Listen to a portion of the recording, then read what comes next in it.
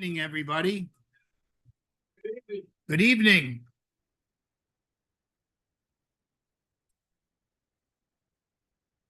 I try to make it a rule not to use the gavel. Although sometimes it's a peaceful reason like this.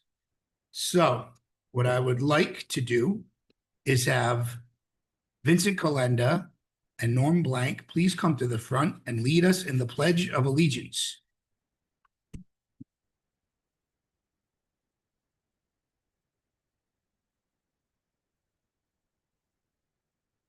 Here they come. I'm a lot older. Come on up, guys. Because when you get here, you're gonna stay here. Okay. I pledge allegiance to the flag of the United States of America and to the republic for which it stands, one nation, under God, indivisible, with liberty and justice for all.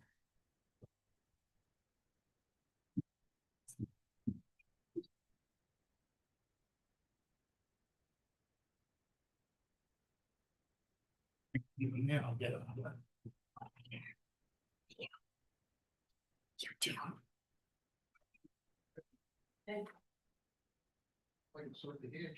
You want, you can flank me.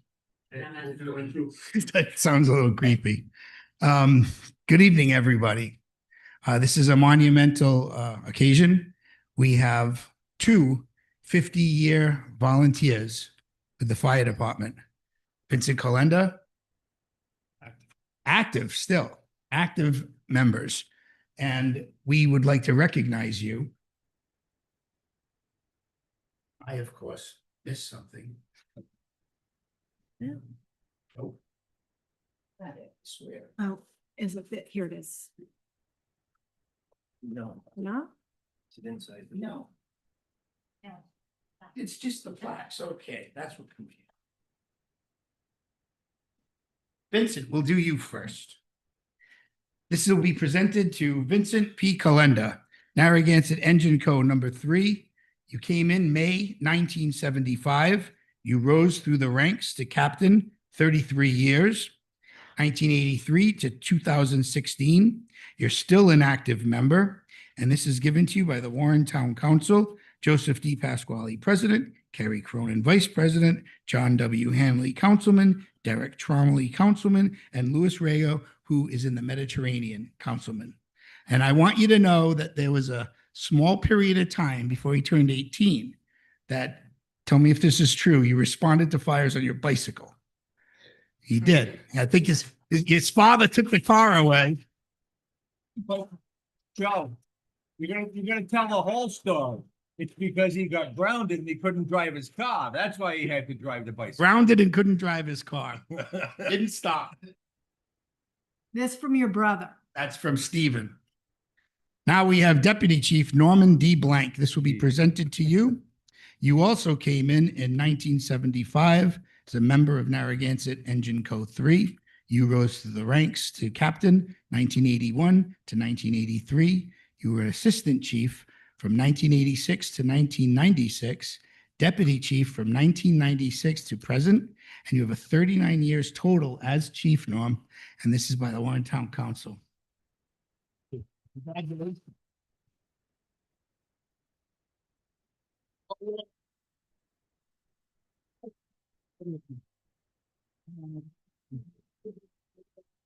We'll have Walter come up first, Andrew. And then we'll have whoever would like to come up from the department or the department chief itself, please feel free. Good evening. It's an honor to be here to recognize these two outstanding individuals. When I was the president of the town council, we had the first full-time fire chief. And one of the directions we gave that new fire chief was to ensure that each of our individuals within the fire department would be adequately trained. And we worked diligently to maintain that volunteer status at the State House I see Rep. Malik here, and he was also instrumental in maintaining that volunteer spirit that we enjoy here in the town of Warren. Also, one of the aspects that was vitally important was we had Umpy Umschneider, who provided that particular training. And each of these individuals went through that particular training. I've known each one for over 50 years, and they're a great asset to the town of Warren. I've always mentioned that Warren has that unique volunteer spirit within the community. And we have individuals that volunteer on various boards and various committees and various sporting events. But the most important one, I believe, of a volunteer is the fire department. And the reason why we say that is because you have to, number one, be adequately trained. You have to be adequately equipped. But not only that, you don't know when those particular skills are going to be utilized. You're on 24/7, and it's continued basis that you ensure yourself. And each of these individuals have held ranking positions within their departments. So first, Vincent Calenda, we would like to present to you a Senate citation, but not only that, a plaque that says presented in recognition of achieving 50 years of outstanding service to the Warren Volunteer Fire Department. Captain Vincent P. Calenda joined the Narragansett Fire Company in May of 1975. Captain 33 years from 1983 to 2016, and still an active member, presented this 14th day of October by your Warren General Assembly, myself, the state senator, House Representative Jason Knight, and House Representative June Speakman. Congratulations.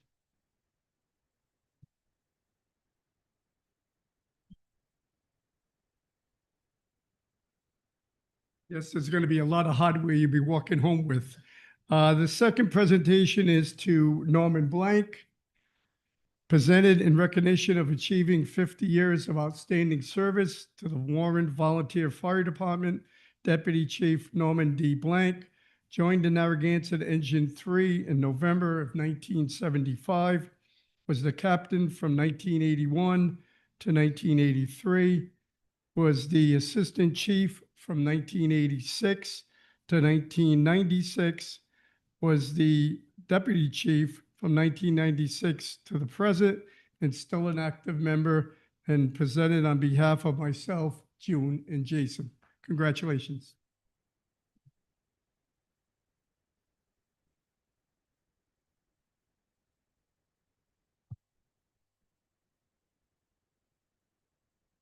I know better than to compete with Senator Feeleg with stories. I've only lived here 10 years, so I've got nothing. So congratulations to you and thank you for your service.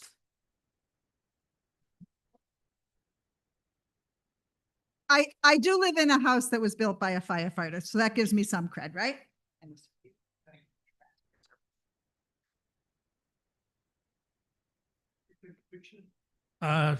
Sure, but at this time, I'd like to call up Chief Souza. And if you need a hand, I'm gonna call up, Good. Yep, thank you. I'm honored to also present to you two individuals, outstanding individuals of this town and department. And just look behind us at the membership and support they have. It shows the years of dedication that they've given and the support, the respect from their members and other members throughout the company. I'd like to ask Alex and Ed to come forward with their presentations as well. Kevin's coming up as two. Great, thank you.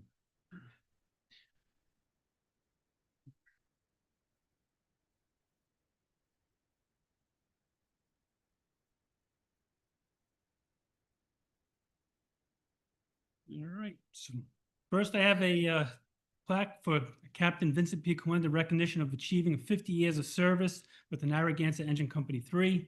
As been stated earlier, this is not a retirement, it's recognizing active service and still responding to the call. 50 years of dropping what you're doing, getting up and going day, night, 24/365 says a lot about your character, who you are, and your dedication to the town and the people of Warren. With that, I thank you. This one's presented to Deputy Chief Norman Blank, recognition of achieving 50 years of service with Narragansett Engine Company number 3.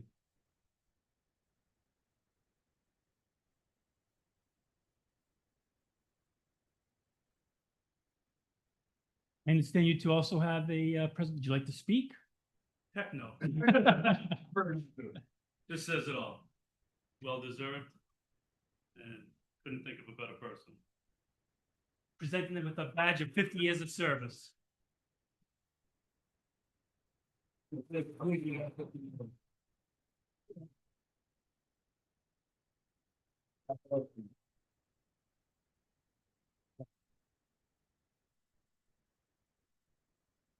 Presented by the Captain Calenda's son Alex and Ed, Deputy sons Ed and Kevin Boyd. Thank you. You guys have the mic now, please.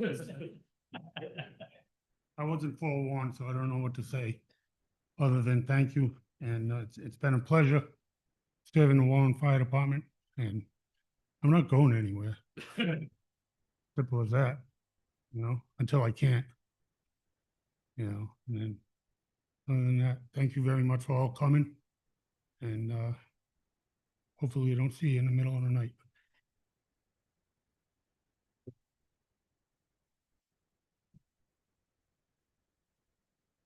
Very well said, Norm, and gentlemen in the back.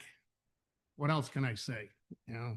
They've supported us 33 years as captain for myself, and Norman still number 2 in command next to the chief. And it seems like yesterday, really, it does. I think, Norm, you were 17. I was 16 when I joined. You don't get credit for the first 2 years.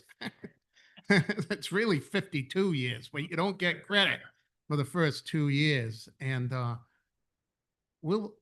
don't plan on stopping, just like Norman, until I can't. And that's a ways off.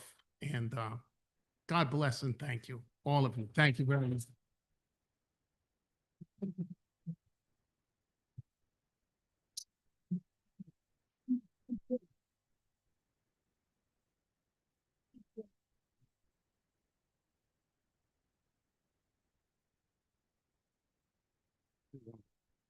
Right here.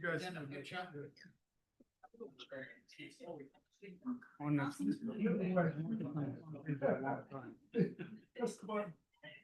Okay, everybody shake for mine.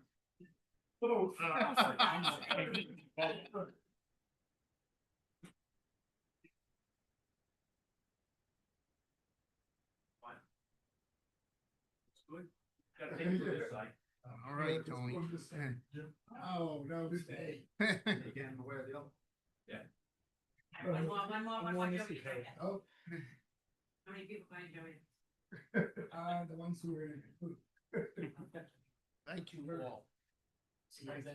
We'll see you around campus. You need your Jeep to get- with this you got your Jeep to get all that stuff home. I bought one last week. For another Jeep. I'm home modern one though. I was in- Well, Oh, okay. yeah, silver. We'll see it. These are for the next people we're recognizing. Thank you. Get that, yeah, that one. Please. Thank you. Thank you. Are you not staying up there for, do we not have any of these people? Don't see Robin, does she? It's a 6 o'clock. She may not, I don't see her either, and then the other one is the high school. And Girls. they may, yeah. Okay. So we'll hold that until she gets here.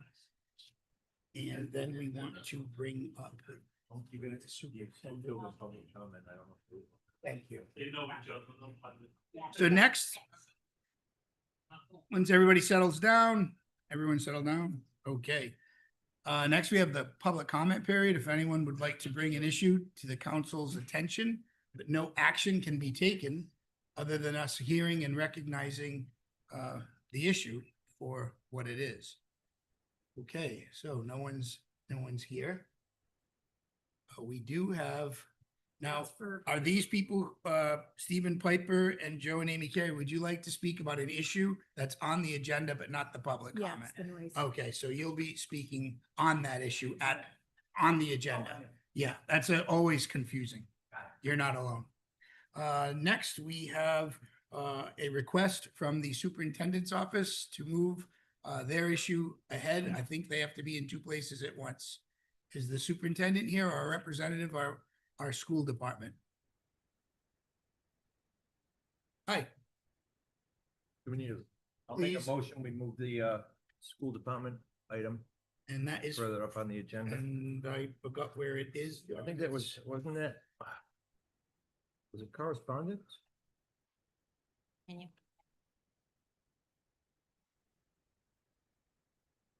So good Oh, evening, yeah, it was town manager item 3.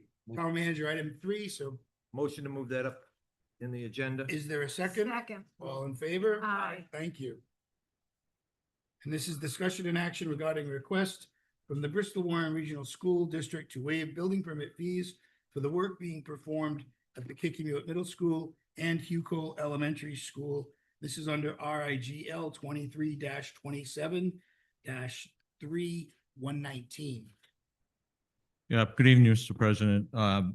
This is in regards to a letter that the town received from the Bristol Warren Regional School District, and this involves the construction of and renovations at both Hugh Cole and Kickamuit Middle School.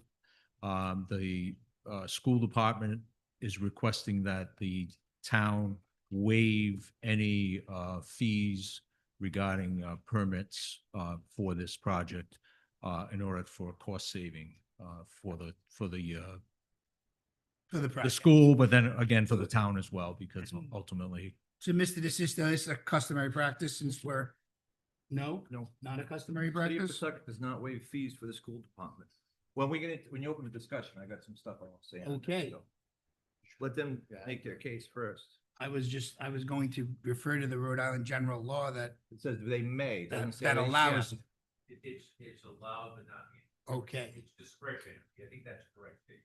so please feel free to come forward. Whoever's here requesting this. Yes, absolutely. Walter Hartley with PMA Consultants. So we're here requesting this on behalf of the district. District's here as well. But really what it comes down to is the state fees are not reimbursed by the RIDE program.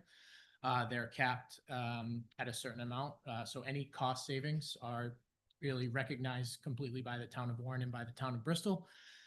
With that being said, any cost savings would then be, any costs that were part of those permits would be bonded by the district. So you'd really be paying additional money on the bonds as well. So that's the thought process behind that. So if it's included in the total cost, I'm gonna ask some questions on that because I don't believe that it is all excluded from the bond money. I believe some of it is in the soft fees. No, that's not the case. The RIDE program gives a reimbursement number, so there are no individual lines, but there are portions of the project that are directly above the cap anyway, but this is the only one that has the availability of being waived by the two towns. So are you saying that these permit fees are not covered by the bond? I'm saying they're not reimbursed by the state. Sorry for the confusion. do you have anything you'd like to add to this? No, I'm Danielle, Director of Finance for the district, and just that I think these are costs that, again, as Walter had said, will be compounded when you have to capitalize this project or eventually go out to bond, because they're not reimbursable by RIDE. Seems like an obvious question. I don't know if the answer is obvious. Yeah. Is there a total? Matt, do you have a total on what Warren would be for these two schools?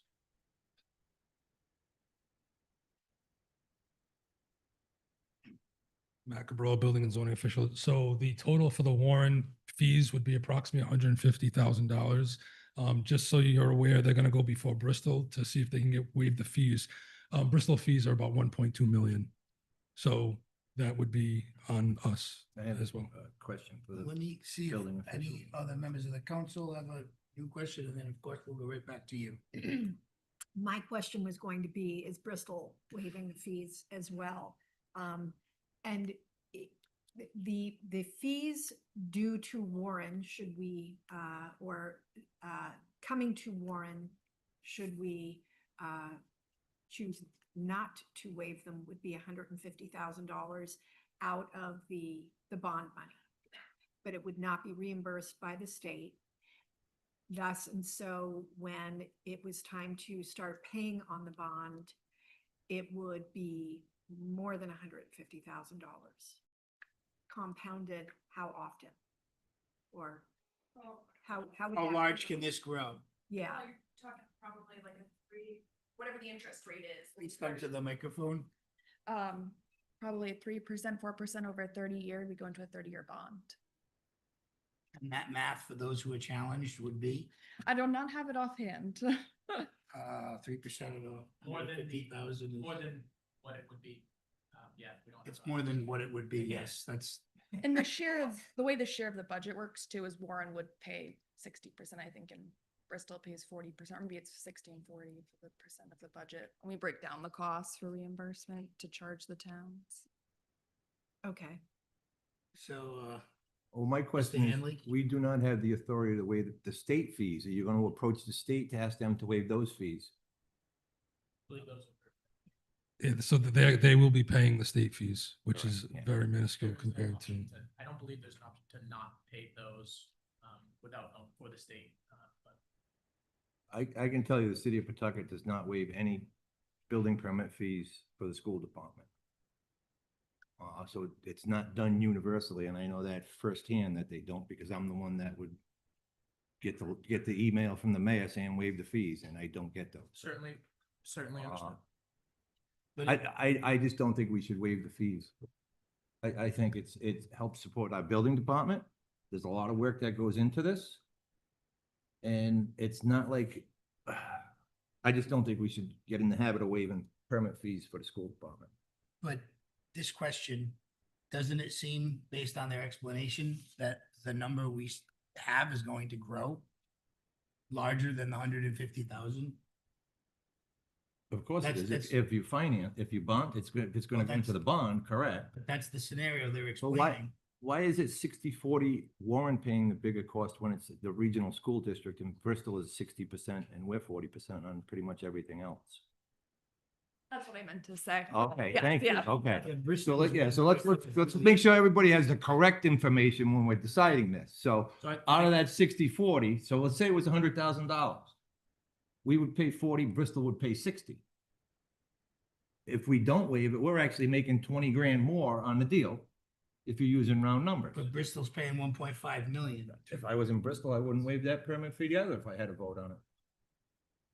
Well, it's an interesting perspective, but I'm still kind of starting to, trying to grasp the fact that the 150, if we waive it, is going, I mean, if we don't waive it, the total cost is gonna be more than 150,000 to the town. No. Because Warren is only paying 40% of that 150,000. No, could you please explain this scenario again? Or the, Come to the microphone Or the and war- give us what you said originally.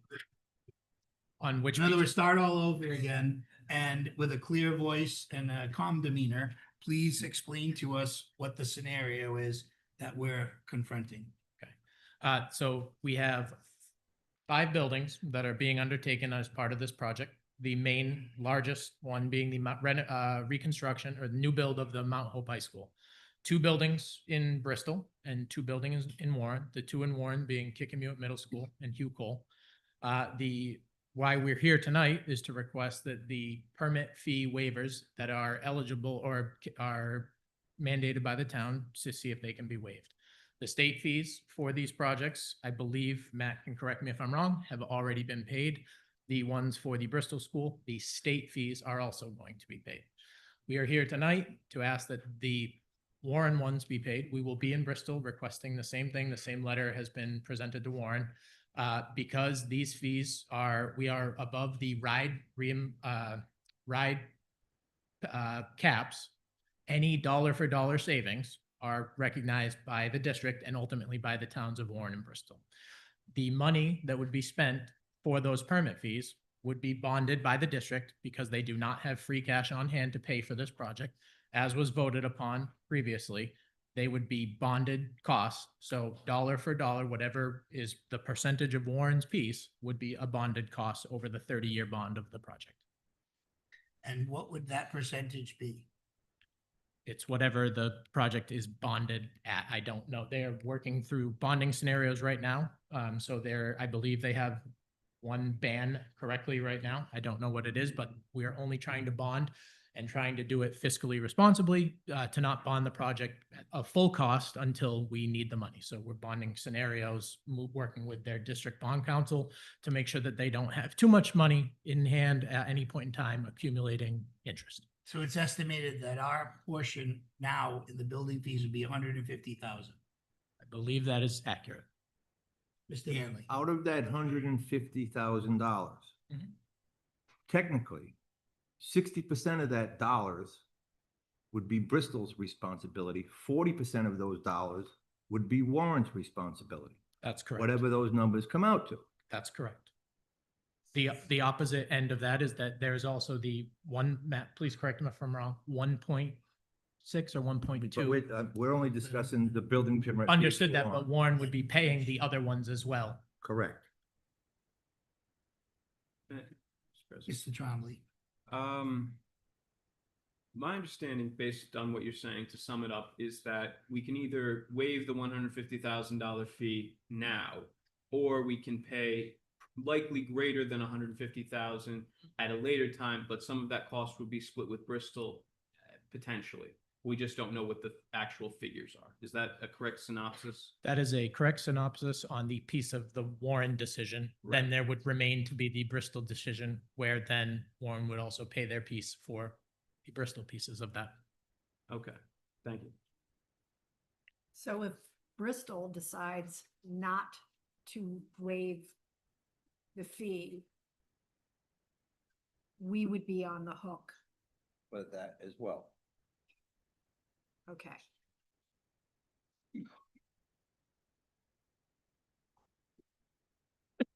Is this a time-sensitive decision?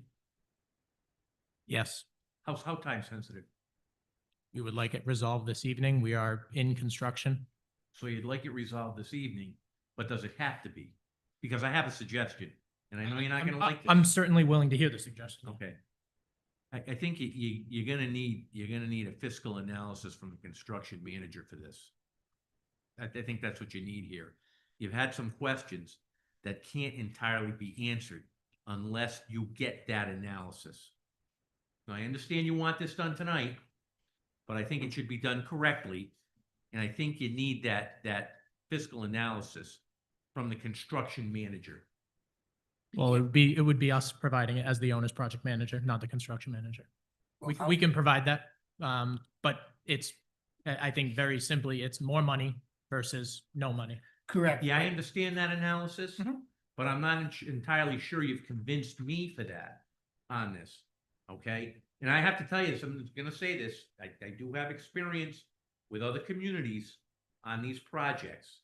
And I think the town council needs to know, because you're saying it's gonna cost more money, but you're not telling them how much. And you're not. If I had the calculator right now, I could run that scenario for you. I'm If sorry. You did, but you don't. You need the analysis. I think you need to know that before you make a decision. That's my advice. Well, where I'm coming from, and I believe the rest of the council as well, although you could do it, you haven't, and I was hoping on those answers so that we could have a final accurate decision on what we'd be either waiving or not waiving. I mean, I understand that it may be more, but I don't understand how much, and we owe it to our budget. Yeah, I fully agree. I think we can provide that. I think ultimately, without the bonding scenario, it's 150 versus 0. So that would be the non-bonded scenario. I think we were hoping it could be based on that decision. If you need us to run an analysis of what that piece of a 3% bond is on, or 4%. Well, I think Mr. We can certainly provide that. Mr. Hanley brings up a few good points. Yeah. And as well as Mr. Trombley, as well as all of us, were a bit curious. Mr. Hanley. I have two more questions I would like to see answered before we actually voted on this. Number one, I would want some commitment or something from Bristol that they're gonna waive their fees. Because if we waive ours and they don't waive theirs, we're holding the bag twice as big. And the second one is I would like to see in writing the law where it says the building permit fees are not reimbursed by the state. I want to see that section of the law There is submitted to there the is no law on solicitor that. for review. before, and I want that answer before I vote on this, because if they're not, if that law doesn't exist, I'm sorry to let you know that there is no law specifically, the guidelines don't speak specifically to the permit fees not being.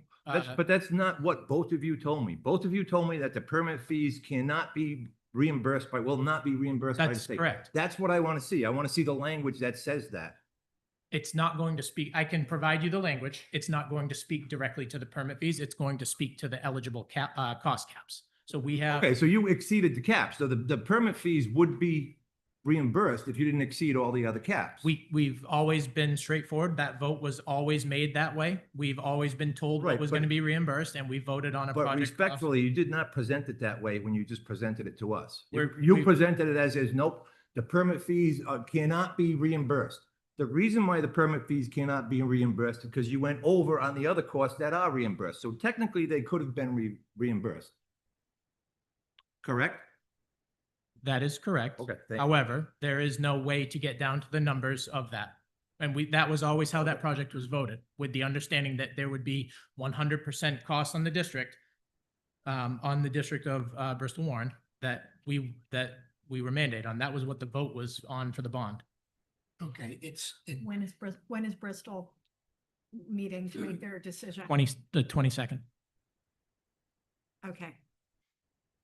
I think Mr. Hanley makes valid points, and I don't think you're trying to hide anything. Not at all. Anyway, Yeah. and I don't want you to have that feeling at all, because I'm not picking up on that. I do understand I'm just Mr. saying it Hanley's wasn't presented concern that way. about the cap, and, obviously, if it had been under, then it would have been covered, but it's not, so it's not. Absolutely. And we're just trying to do the fiscally responsible thing for both towns by saving them as much money as we can. And I don't disagree, but until we have the hard numbers in front of us, I'm not comfortable making a decision. Any other questions? Can I make a further suggestion? Please. This follows up on what Mr. Hanley said. To the extent that you're going to grant a waiver, should be done jointly with the town of Bristol. Correct. Okay, so we would send a correspondence to the Bristol Council. I think you'd have to tell them that you're considering this and you'd like to know what they're doing, and if they are considering a waiver, it should be done jointly. Should that be done in the form of a motion? Yes. I'll make a motion. We continue it to next month, or Future meeting. We could have a special meeting about it. Just say to a future meeting. I'd make a motion, we continue this to a future meeting pending correspondence with the Bristol Town Council on a joint Waiver.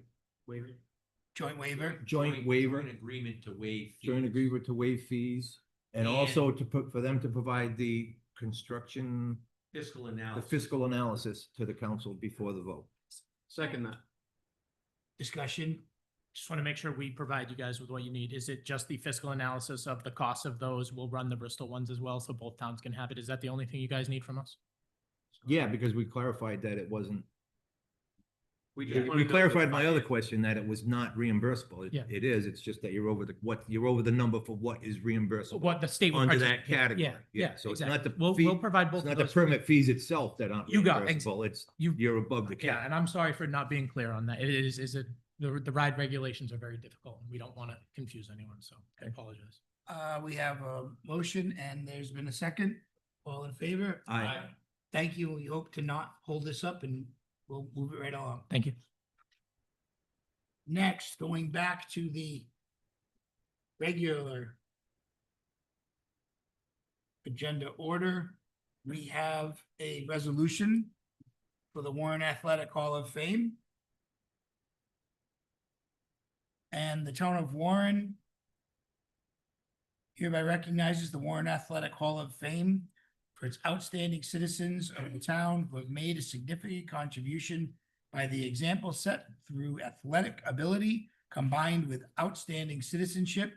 And whereas the following individuals and teams are to be inducted into the Warren Athletic Hall of Fame: Michael Annunziata, Hazen Baldwin Kress, Byron Key, Andrew Menendez, Ida Nolan, Antonio Texera, John Urban, Bailey Ziobro. The Warren High School Girls Track 1973 team, and the Bristol County Babe Ruth 1952 team. Now therefore be it resolved that we, the members of the Warren Town Council, join with family and friends in extending the congratulations of all citizens of the town of Warren on their induction into the Warren Athletic Hall of Fame. Approved by the Warren Town Council, 14th of October, 2025. Is there a motion to accept? Make a motion. Second. All in favor? Aye. Pass that to Sandy. Thank you.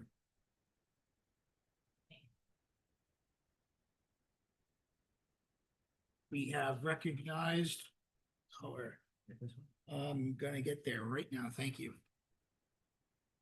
Recognize our 50-year members, and now I don't see Miss Avila here, and she may think that this meeting is gonna start at 7. Should we maybe hold off? Hold up, yeah. We'll hold off on this one so she can be a part of it. So next, we have a presentation, and this is the fiscal year 24 audit presented by Haig, Sahadi and Co. Do we have any representatives from that firm?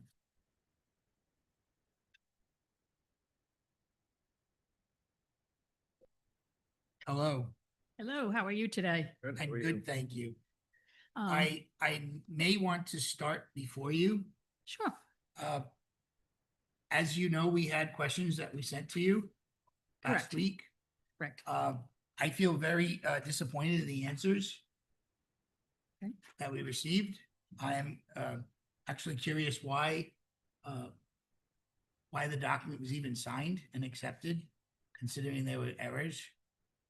Well, I wouldn't say necessarily that there are errors. The management discussion and analysis is unaudited, and it is management's opportunity to write in layman's terms the financial highlights, the budgetary highlights, those areas that affect the next fiscal year. And that information was provided, the first draft was actually provided to the town in May of 2025, May 13th to be exact.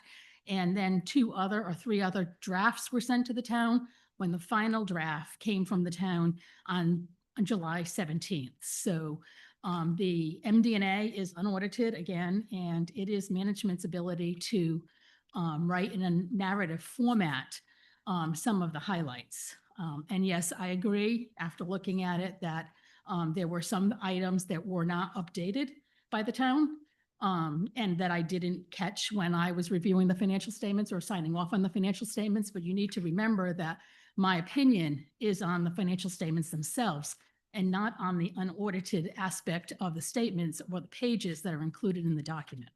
No, but we sent those concerns to you last week, and your answers were, well, it's signed, it's okay.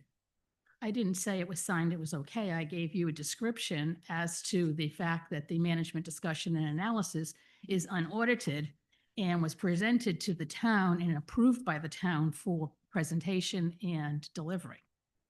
When we asked you about the fund balance, you couldn't even give us an answer on that. You said that was our responsibility. I don't know which question specifically you're asking me about. If you were asking me about portions of the management and discussion and analysis that included the fund balance, it's unaudited, and I don't have a responsibility necessarily to review those or that information. But when Mr. Abruzzi brought to your attention that it was either 281 or 1.7 or 300. Again, you're speaking about the management discussion and analysis, I know, the but what I'm speaking- unaudited aspect of the statements. So what I'm speaking about is that you're under a contract with us and we pay you for your service. And we sent questions last week. And to the best of my ability, I can't find them, the answers that made me feel satisfied with it. I don't know what you want me to say. I The wanted you- financial statements themselves, our opinion is on the financial statements themselves, the government-wide statements, the governmental fund statements, and the supplementary information. The RSI required supplementary information, as well as the management discussion and analysis, is unaudited and is presented by the town as it's the town's financial statements that are approved by the town for distribution. So I guess my concern is you're performing an audit on a body that we've had pointed out to us is inaccurate in some ways. So The document itself, the fund balance in the document itself, the governmental funds, as well as the net position in the government-wide financial statements is correct. but yet there's inaccurate information included in that. Not in those statements. How come you couldn't just answer everything last week and bring it to a better position than kind of skirting the responsibilities of it's not that, it's this? I'm not skirting the responsibilities, sir. So why didn't you correct them? I'm not going to correct them. They're unaudited in its management's discussion and analysis that has some information in it that is not consistent with the audited statements. But don't you think it would be an advantage if you had an accountant who pointed out? You in had a detail- finance director that should have pointed that out. No, not him, Mr. Abruzzi. Mr. Abruzzi pointed out, and we sent you the email including his concerns. I understand that, and I answered Again, his, it wasn't- I answered his concerns to the town manager. Not So- to me. I answered his concerns to the town manager. Anybody else have any questions? No, I'm just concerned so basically you saw, not an impropriety, that's the wrong word for me to use. You saw an imbalance or you saw something that didn't balance, but you just skipped over it? Is that what I'm getting out of this? Well, I think it fell into the category of it wasn't what she was auditing, therefore they didn't audit it. But That's, yet sir, one more time. you can have as many times as you want. Our opinion is on the financial statements taken as a whole, the government-wide financial statements and the governmental financial statements. Counselor Hanley, Yes. what he's talking about is on page 7, there are what I will define for you, a couple of typos or areas where they're unaudited, but that the town did not pick up on them when they reviewed the statements and submitted them for distribution. But yet on a later date, they were picked up when that employee is no longer here and was brought to your attention. I understand, but I'm not going to change the statements. They're unaudited. The management discussion and analysis is unaudited. But isn't this a body of work that we pay for? You don't pay for the unaudited section. That is management's discussion and analysis. You pay for the audit. But The yet opinion on the town's financial statements. The document is the town's responsibility. And we, I think, would show good faith that we took it upon ourselves to change those errors. And yet you didn't change them on your end. And it's included in a document that. The items were brought up after the document Last was week. distributed. I know that the document was already distributed. In your opinion, who should make these corrections? I don't believe the corrections need to be made at this point because page 7, the two numbers that are different on page 7 are unaudited. And then when we get to the fund balance, there's not a defined number there.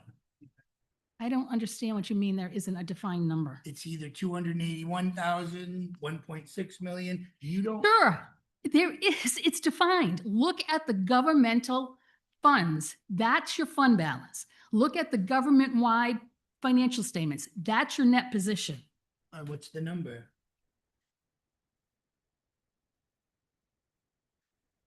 The audited financial statements that we have provided an opinion on is on page 19. Your total fund balance for all your governmental funds is $3,404,868. The 281,000 that you're speaking about is the unassigned balance for the general fund only. That is also on page 19. See, you know about what I'm speaking about. Because But you're that's painting what, it into a position of illusion, like. no, I'm not. Well, then That's speak what, specifically to what I'm talking about, because I That's- know what I'm talking about. that's what we gave you an opinion on. That's the opinion that we provided to you on these financial So statements. do we subtract that 281,000 from the 1.7? There is no 1.7. Why is it there? Can I make a suggestion? Please. Yes. You have a budget committee. And I understand that they haven't seen a copy of the audit. And I think it's appropriate at this time to refer the audit to them. They can actually have expertise in the area. They can ask some questions, and perhaps we can get some of these matters cleared up. I think that's the best thing to do here. I appreciate that advice. Mr. President, may I ask a clarifying You question? absolutely. Are can, we Mr. referring Chavez. to, you said page 7 and 19, are we referring to Town of Warren, Rhode Island single audit report for year ending June 30, 2024, or a different document? A different document. I apologize, I have the wrong document. That's okay. I'm referring to the financial statements themselves. Thank you. It's entitled the Annual Financial Statements for the year ended June 30, 2024. The opinion letter is dated July 17th, 2025. Thank you. Are there any other questions, or would somebody like to? Are there any other questions, or would anyone like to? I would make a motion to refer this document to our budget committee so we can get some clarification. And subsequently, we will vote to approve and accept it. I'll second that. Let the budget committee look at it, because I mean, this is, I still can't find anywhere on page 19 on 1.7 Well, figure. it's not a definitive. You're gonna find it on page 7. So if you look at, on page 7, under governmental, if you look at the third bullet down, the unassigned fund balance was not updated to read 281,183. It reads 1,794,665, which was the, I'm assuming, one of the earlier drafts of this document. And I'm assuming it because, again, this is unaudited management discussion and analysis.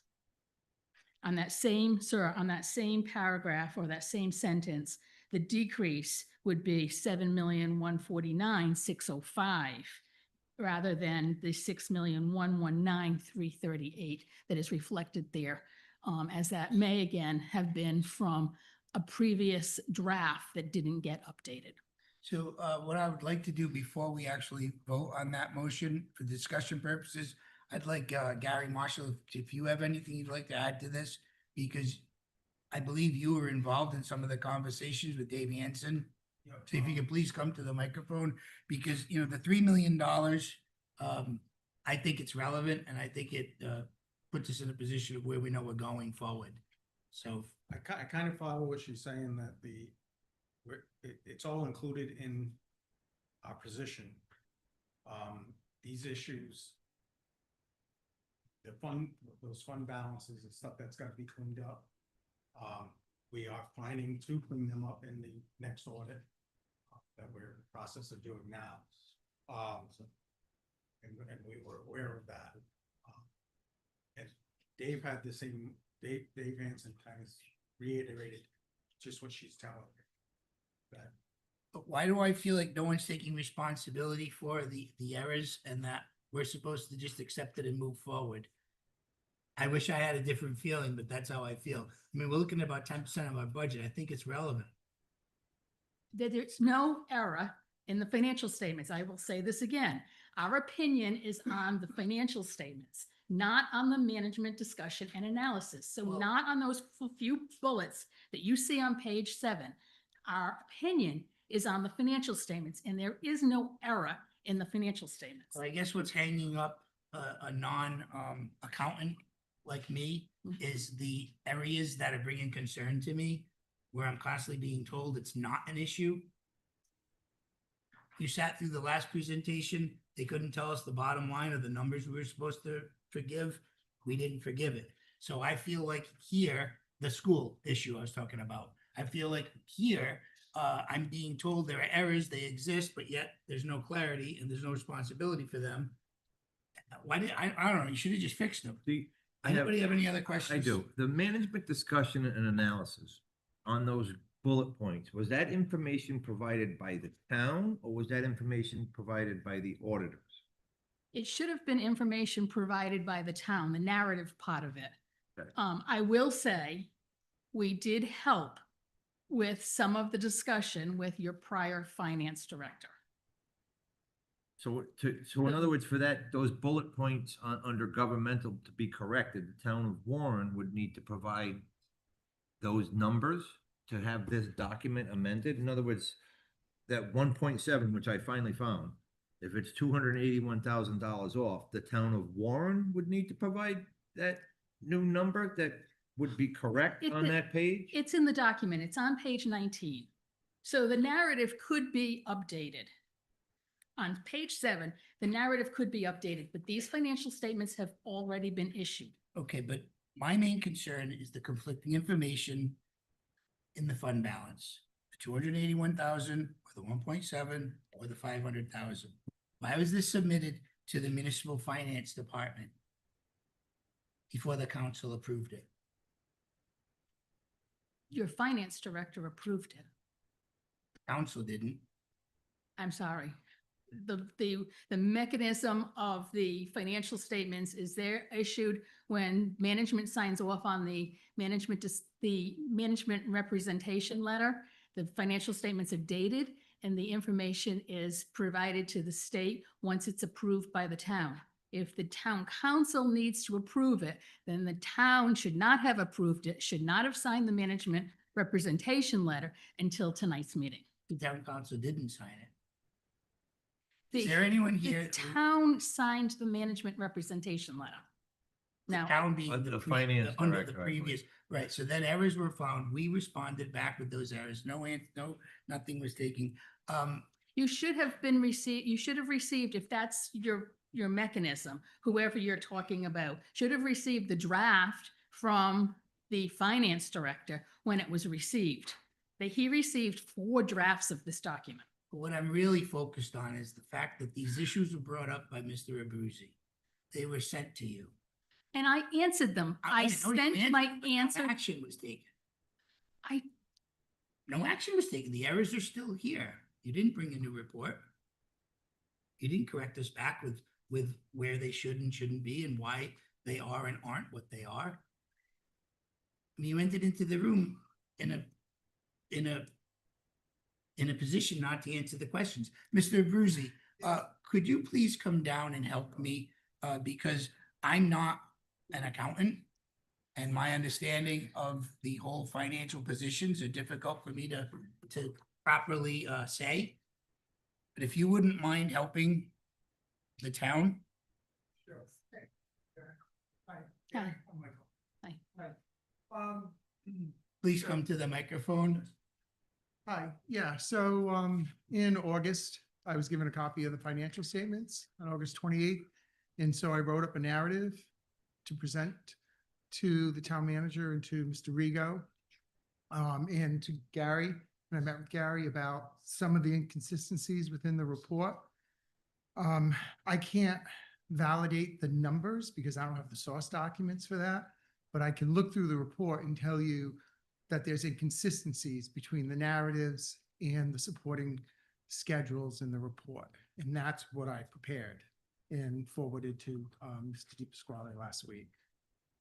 As well as The town manager and and finance director and and yours. Sahadi. Well, you, I believe. We forwarded You it. forwarded it Okay, on to. I just want to right. make sure that everybody who could have gotten the information did. Right. And Right.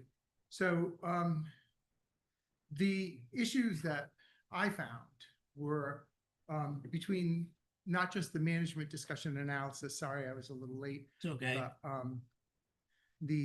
Exactly that, I believe you were talking about the general fund unassigned balance. I mean, all the years that I was with the town, the only thing that came out of this meeting for the audit report was what's our fund balance? How much money do we have? Correct. Well, right now, you still don't know how much money you have because in your management discussion and analysis, it states you have 1.7 million. And in your balance sheet, it says you have 281,000. So, opinion is only on the balance sheet. So So with this 200 is Please the please narrative. let Mr. Yep, Abruzzi I speak. got you. Then you'll have. Yep, your- I understand, like I said. No, she'll you know, have your opportunity. Their opinion to is on the answer. 281,000. And as we had discussed, and I don't want to go into all of these details tonight, but we had discussed about the Ride Out Water Street side fund, that special revenue fund. 700,000 in the negative. $765,000, which looks like it was overspent. It was probably 2018. right, since 2018. So something has to be done with that. Correct. So if the entries that have been made, if the entries are going to be made to reclassify those expenses from that fund into the general fund, then you're going to see a reduction in your fund balance because you'll see a reduction in cash and an increase in expenditures. So your fund balance actually could be a negative $481,000. So you need to It's more than that. you need to take, that needs to be looked at. Now, whether you address it in this financial statement 723 or 24, or you do it in the year that just ended, at some point that has to be addressed.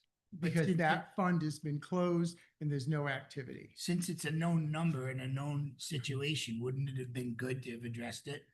It needs to, excuse me, if you don't mind. Please feel It, free. it needs to be addressed in the budget process. It's actually $1.4 million. It's on page 41, disclosed, and you have more than the $765,000 fund deficit that is disclosed in your financial statements each and every year. Right. So again, if you look at issue number 6 on the report that I gave you, I don't know if you all have it. I didn't have a chance.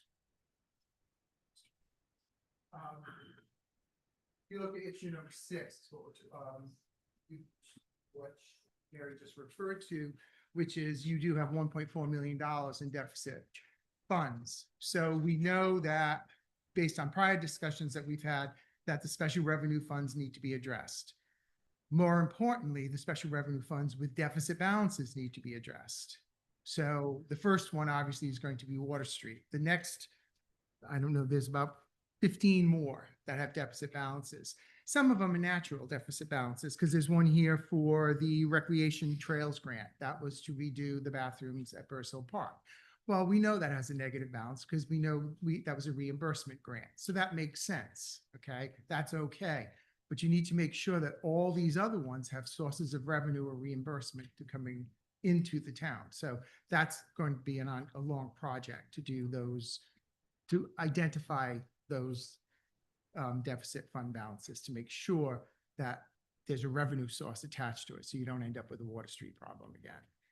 Okay? Is that, sorry, is that something that our finance director does? Yes. Okay. Oops, I need to speak. To you. Okay. Yes. So we have this developing list of tasks to address deficits that need to be made clear or made whole. And some of them may just be grants that have not yet been received yet, because most grants are reimbursement grants. So you spend the money. Right. But most of these are old.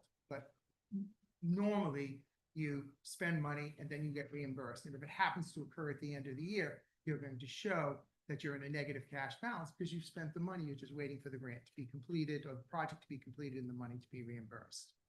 I think that's kind of what happened with Water Street, but I think what happened with Water Street was you overspent and the money was supposed to be paid out of the general fund capital projects, and it never was, and it was never reclassified. So I've already done an analysis. I've identified all the expenditures that have come out. I need to do a little bit more digging into what they were paid for, but I have it by year. So this list of deficit fund balances is part of note 2 in every set of financial statements you've received over all the years. it's right. So it's not something new that just showed up this year. This list has been in your financial statements each and every year as part of note 2 in terms of overspending these grants. Well, I felt like this was open-ended and I was hoping for a little more structure in this audit. Well, one of the things I would like to bring up, Please. just to state, I don't know if it was already stated, but you know, your financial statements tell a story. This is the financial picture of the town of Warren as of June 30th of 2024. And that was a pretty turbulent time, right? Yes. And these financial statements should both reflect that turbulent time and also reflect actions taken by this council to address that turbulent time. So there is a section in your financial statements, and it's a note that's called the subsequent events. It's note 15 in the financial statements. And in that note, you have the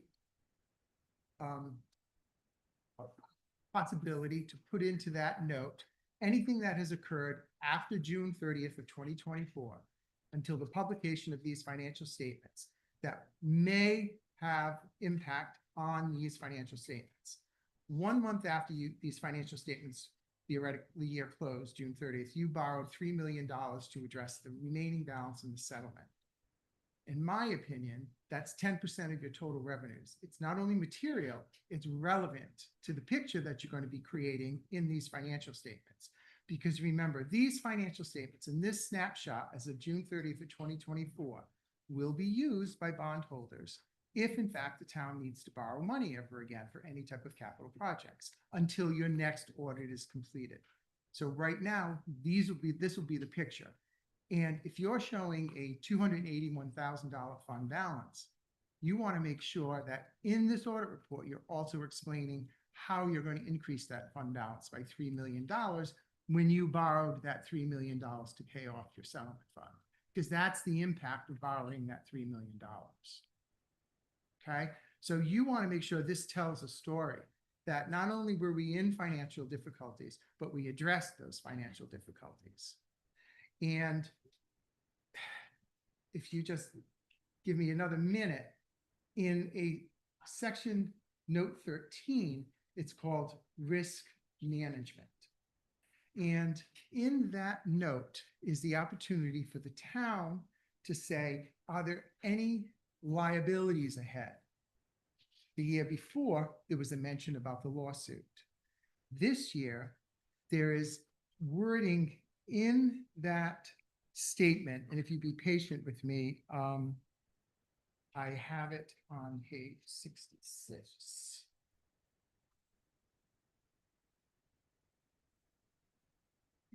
Will it be about the bond? On page 66, it says in the note for risk management, note 12, the town is also involved in several lawsuits which are not covered by the risk management insurance.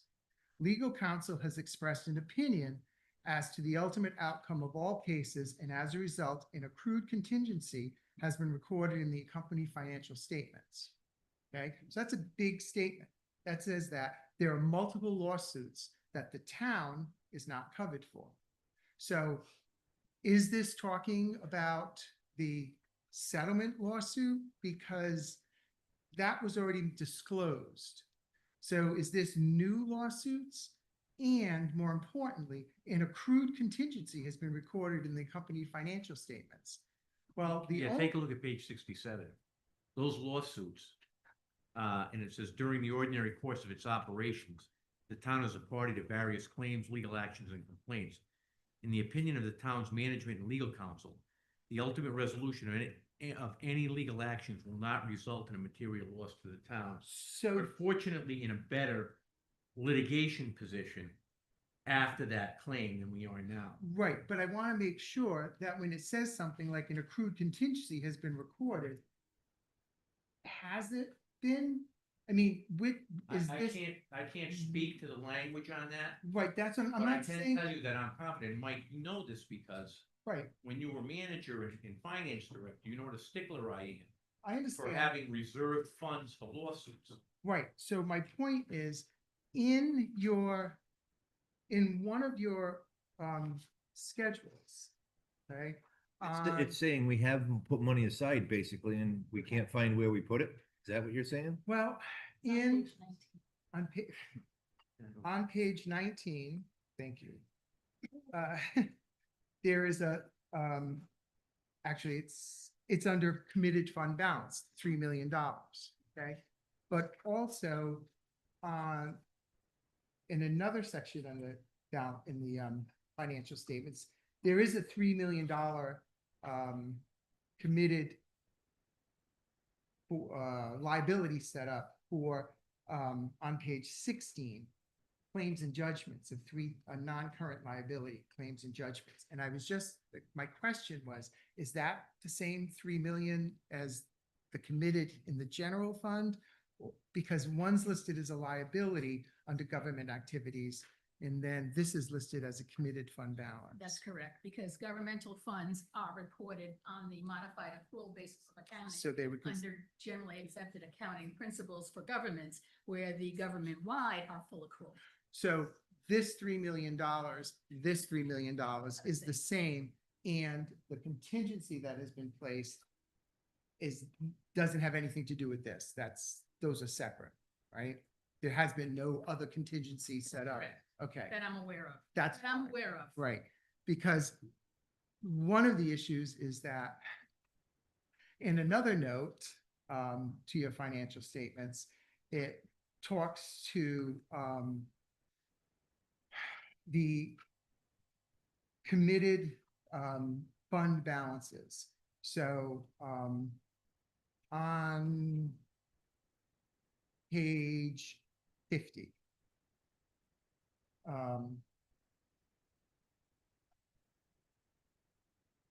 Of the fund balances, it talks about committed for capital expenditures, $1.5 million, that number there. And I think that's where the unassigned fund balance 1.794 came from for the narrative. Probably didn't get updated. Yeah, so that that 1.5 million. There was no capital expenditures at the end of June 30th of 2024 because you hadn't rolled over any capital, right? No. Remember, we had wiped everything out. So this, I don't think this note 9 actually, because you should be able to look at fund balance on this balance sheet that we keep talking about on page 19, and then go back to the notes and see what they are. And in this case, it just says committed for capital expenditures. But I don't believe there were any capital expenditures. No, we were zeroed out. And if it's the same, that 1.5 million should really be the 3 million. You know? It just So- seems like there's so many questions. So I think there's some, like I said, there's some confusion in the schedules themselves. And then there's a couple of other small minor things like the Slocum funds. It looks like old data was used for that from 2023. It hasn't been updated for 2024, and that would be good to know what the balance of those funds actually are. So because you've been appropriating those funds to support the senior center, the social services salary. Michael, I'm gonna ask Ms. Baroni to reread the motion. Please. There's a motion that has been seconded, and this is all falling into discussion on it. It is pertinent, but I'd like to hear the motion again, just to help me with our direction.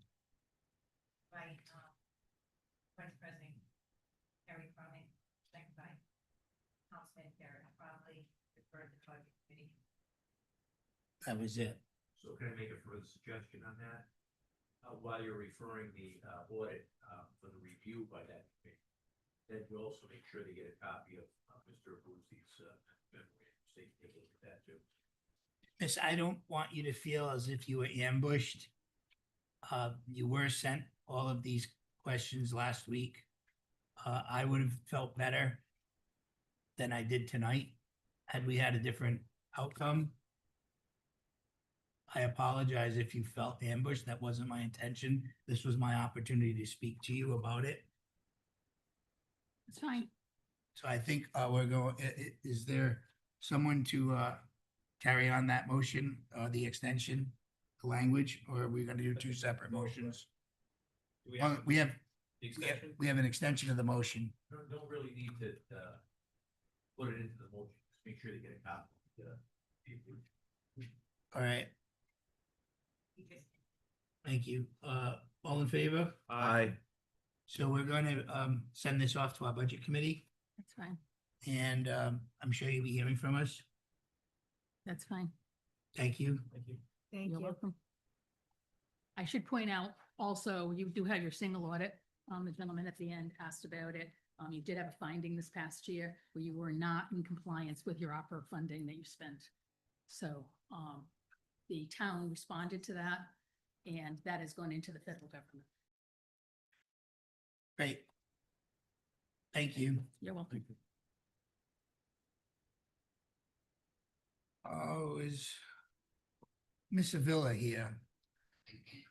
No, she isn't. So I think, well, she knew what we were going to do anyway, so we're going to take care of this business.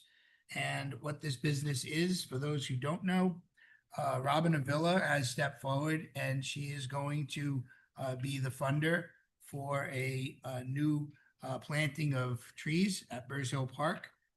And this will read in recognition of Robert Bob Avila, a distinguished benefactor of the town of Warren. His generosity now extended to the newly planted Arboretum at Burrs Hill Park. From this day forward, known as the Robert Avila Arboretum, presented with gratitude on behalf of the citizens of Warren, October 14th, the entire council. Mr. Hanley suggested that the town get together with a public meeting. We did. We have come up with the rec board's cooperation and our tree commissioner, as well as the tree commission, and open to the public. We have an architect involved now. We have a lot of people moving this forward. For anyone interested, we'll be meeting down the park at 11 a.m. this Saturday.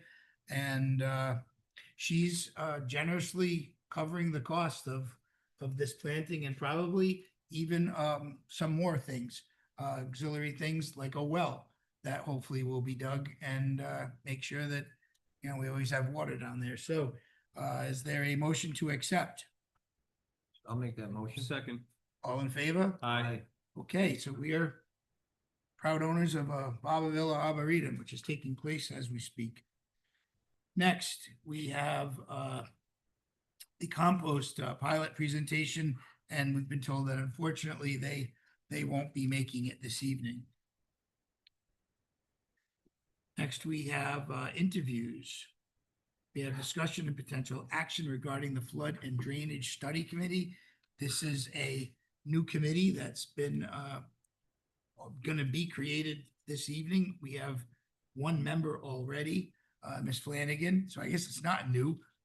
The people coming forward this evening are new. Our first interview will be for Nancy Schmozel. Is she here, please? How did I say it? Is it right?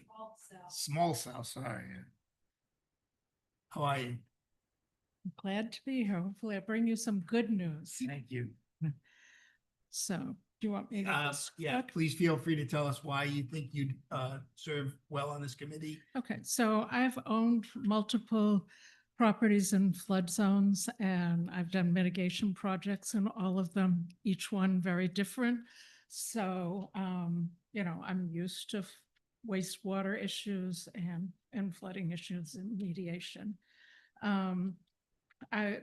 Since I've been living here in Warren, I've been involved in the HES group. I worked on the community rating system. I've worked on grants, and I brought in for the grants for the tank in Tawisset for water, and the Red Cross I brought in to Tawisset, and they installed over 100 smoke detectors after we had one of the big fires out there. Most of you know, I was with FEMA for 20 years. I've worked all over the country, probably average of 3 disasters a year for 10 years. And then I was brought into the region as an analyst, and I would analyze the disasters afterwards. And, I was their problem solver, basically. That's my greatest strength, is that I see things that other people don't see, and I solve them for them. And I've done this at headquarters, I've done it at the fire academy, various things. I don't know what else to say. I've discovered things like after Katrina, for example, things that were broken that nobody else in the country could see. So I would like to bring those skills to my personal skills and my professional skills. Sounds good. Are there any questions of the candidate? And I should point out, I spoke with Mr. DeSisto. It's an ad hoc committee. We're not going to be picking 3. Hopefully the council will agree with his advice, and we can open it up to the 5 members. Ms. Flanagan, who's already on, as well as the 4 applicants that are here this evening. Sure that's okay with you, 5 instead of 3. Unless you say you don't want to be on. No, I'm good. Stanley? Yeah, do we need to increase the number first, or can we just? Why don't you hear from everybody? Okay. and then at the end of it, increase the number and vote them all in a batch. Thank you. Okay. Thank you. Next we have Ben Greenstein. It's Ben here. Okay. Mr. Massad, is he here? Although we all know John Massad. We don't really have to interview him, but would have been nice to. He was unable to attend tonight, but expressed his interest that he wants to be in that. I'm sure, thank you. And Mr. Malik, I saw. Where's Jan? He take He was off? here earlier. Nope, Oh, he's here he is. here. Always willing to come forward with an opportunity at the mic. Come on down. How are you, Jan? Good evening. Glad to be here. I don't have a resume like her, to be honest with you. But I do have something that she doesn't have. I lived in this town for 62 years. And in my 62 years, I was fortunate enough to be the public works director in this community. And got called 12, 1, 2 o'clock about flooding problems throughout this community. So I basically know where all these bad spots are in the town of Warren. I'm really here because I was concerned years ago was said by the previous person that was in the, not building inspector, but I forgot what it was, but Bob Bruley, about taking the Oh, the planner, planner. about taking over Market Street. I honestly think there's other ways to maybe to take care of that flooding problem there. Since now the Kikimuit is not fresh water anymore, it's salt water. And we can look at different ways to relieve the pressure on Belcher's Cove in a certain way. You got a problem on South Main Street. And the last but not least, as a kid, there's a lot of ponds that were out there, especially in the east side of Warren, that aren't ponds anymore. You know, trying to figure out why that was, even as public works director, is because we allowed housing out there, you know, and then the people that build the houses disconnected the roads or drainage that used to go into the ponds and stuff. Yep. And like I said, at South Main Street, that's another problem. Do you want to participate? Well, you know, throw my 2 cents in at There you least. go. All right, thank you, Jan. Okay, thanks. We'll let you know the schedule. The clerk will call you all. So is there a motion to increase the number to 5? Do we know if Mr. Greenstein? is still interested? I mean, we. Don't know, but 4 is an uneven number. 5, you know, maybe somebody else was. He is still interested. Okay, yeah. I'll make a motion. We appoint all 4 members to the, Well, increase the number first. I'll make a motion. We increase the flood and drainage ad hoc committee to 5 members. Second. All in favor? Aye. And I'll make a motion. We appoint the 4 candidates to the flood and drainage advisory committee. Second. All in favor? Aye. Thank you, everyone. There are no applicants for the 250th Commission. There are no applicants for the Voluntary Historic District Committee, and that brings us to the acceptance of minutes. I didn't find any errors in the September 9th. Anyone? Errors or corrections? I'll make a motion. We accept the September 9 regular schedule meeting minutes. Second. All in favor? Aye. And the executive session minutes, I believe, were emailed to us. I'll make a motion. We accept the September 9 executive session minutes. All in favor? Aye.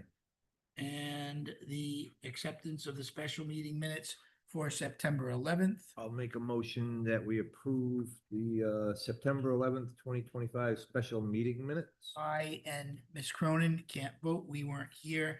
That leaves us with a, not a quorum. How does that work? The Ethics Commission, state recognizes the, Necessity. rule of necessity, so, yeah, go ahead, vote, agree, form, and take the vote. Is there a We have- motion to approve? We have a motion in a second already, I believe. Second. All right. All in favor? Aye. There you go. 2 gets it. Very rare 2. Next, we have the acceptance of the September 19th special site visit meeting minutes. I believe I have to recuse myself on that one. Abstain. Recuse or just not participate. You weren't there, so I think it's. It's the same thing we It's the had same just a thing, minute, Is yeah. it a so- recusal or abstain? Abstain, sorry. There you go. So Carrie and I make a motion to accept. I'll second it. All in favor? Aye. Another rare 2. And now an acceptance of the October 7th, 2025 special meeting minutes. Make a motion to approve. And Second. John. and I was not Louis there, weren't so there. I abstain on that vote. There's a motion and a second. I'll second it. All in favor? Aye. There we go. Next, we have the consent agenda. All items listed with an asterisk are considered to be routine. And we have Just one. one. I'll make, go ahead. Sorry, I'll make a motion to approve the consent agenda. Second. All in favor? Aye. Thank you. Next, we have Chapter 13, Article 2, Noise, Section 13-23, Maximum Permissible Sound Levels by Receiving Land Use. This is a first reading, and it was presented by Councilman Tromley. Mr. Tromley, I'll allow you the opportunity to explain the position that you're putting in front of the council. Thank you, Mr. President. So, as everyone well knows, there was a recent dispute over noise regarding a restaurant in town and some of its abutters. And it brought that issue to my attention. And there have been some numerous issues with noise in the downtown area over the last few years with various businesses, various events. In reviewing the ordinances related to noise, I noticed that in the Village Business, General, and Waterfront districts, it's 75 decibels the entire day. There's no sort of period at which that reduces, like at night. As you can see in the residential areas, it's 65 decibels during the day, and then after 10 p.m. until 7 a.m., it goes down to 55. It was my intention to use this as an opportunity to open the discussion to see if it would be appropriate, based on the feedback that I've gotten on the recent issue, which is my first sort of experience with a noise issue in town.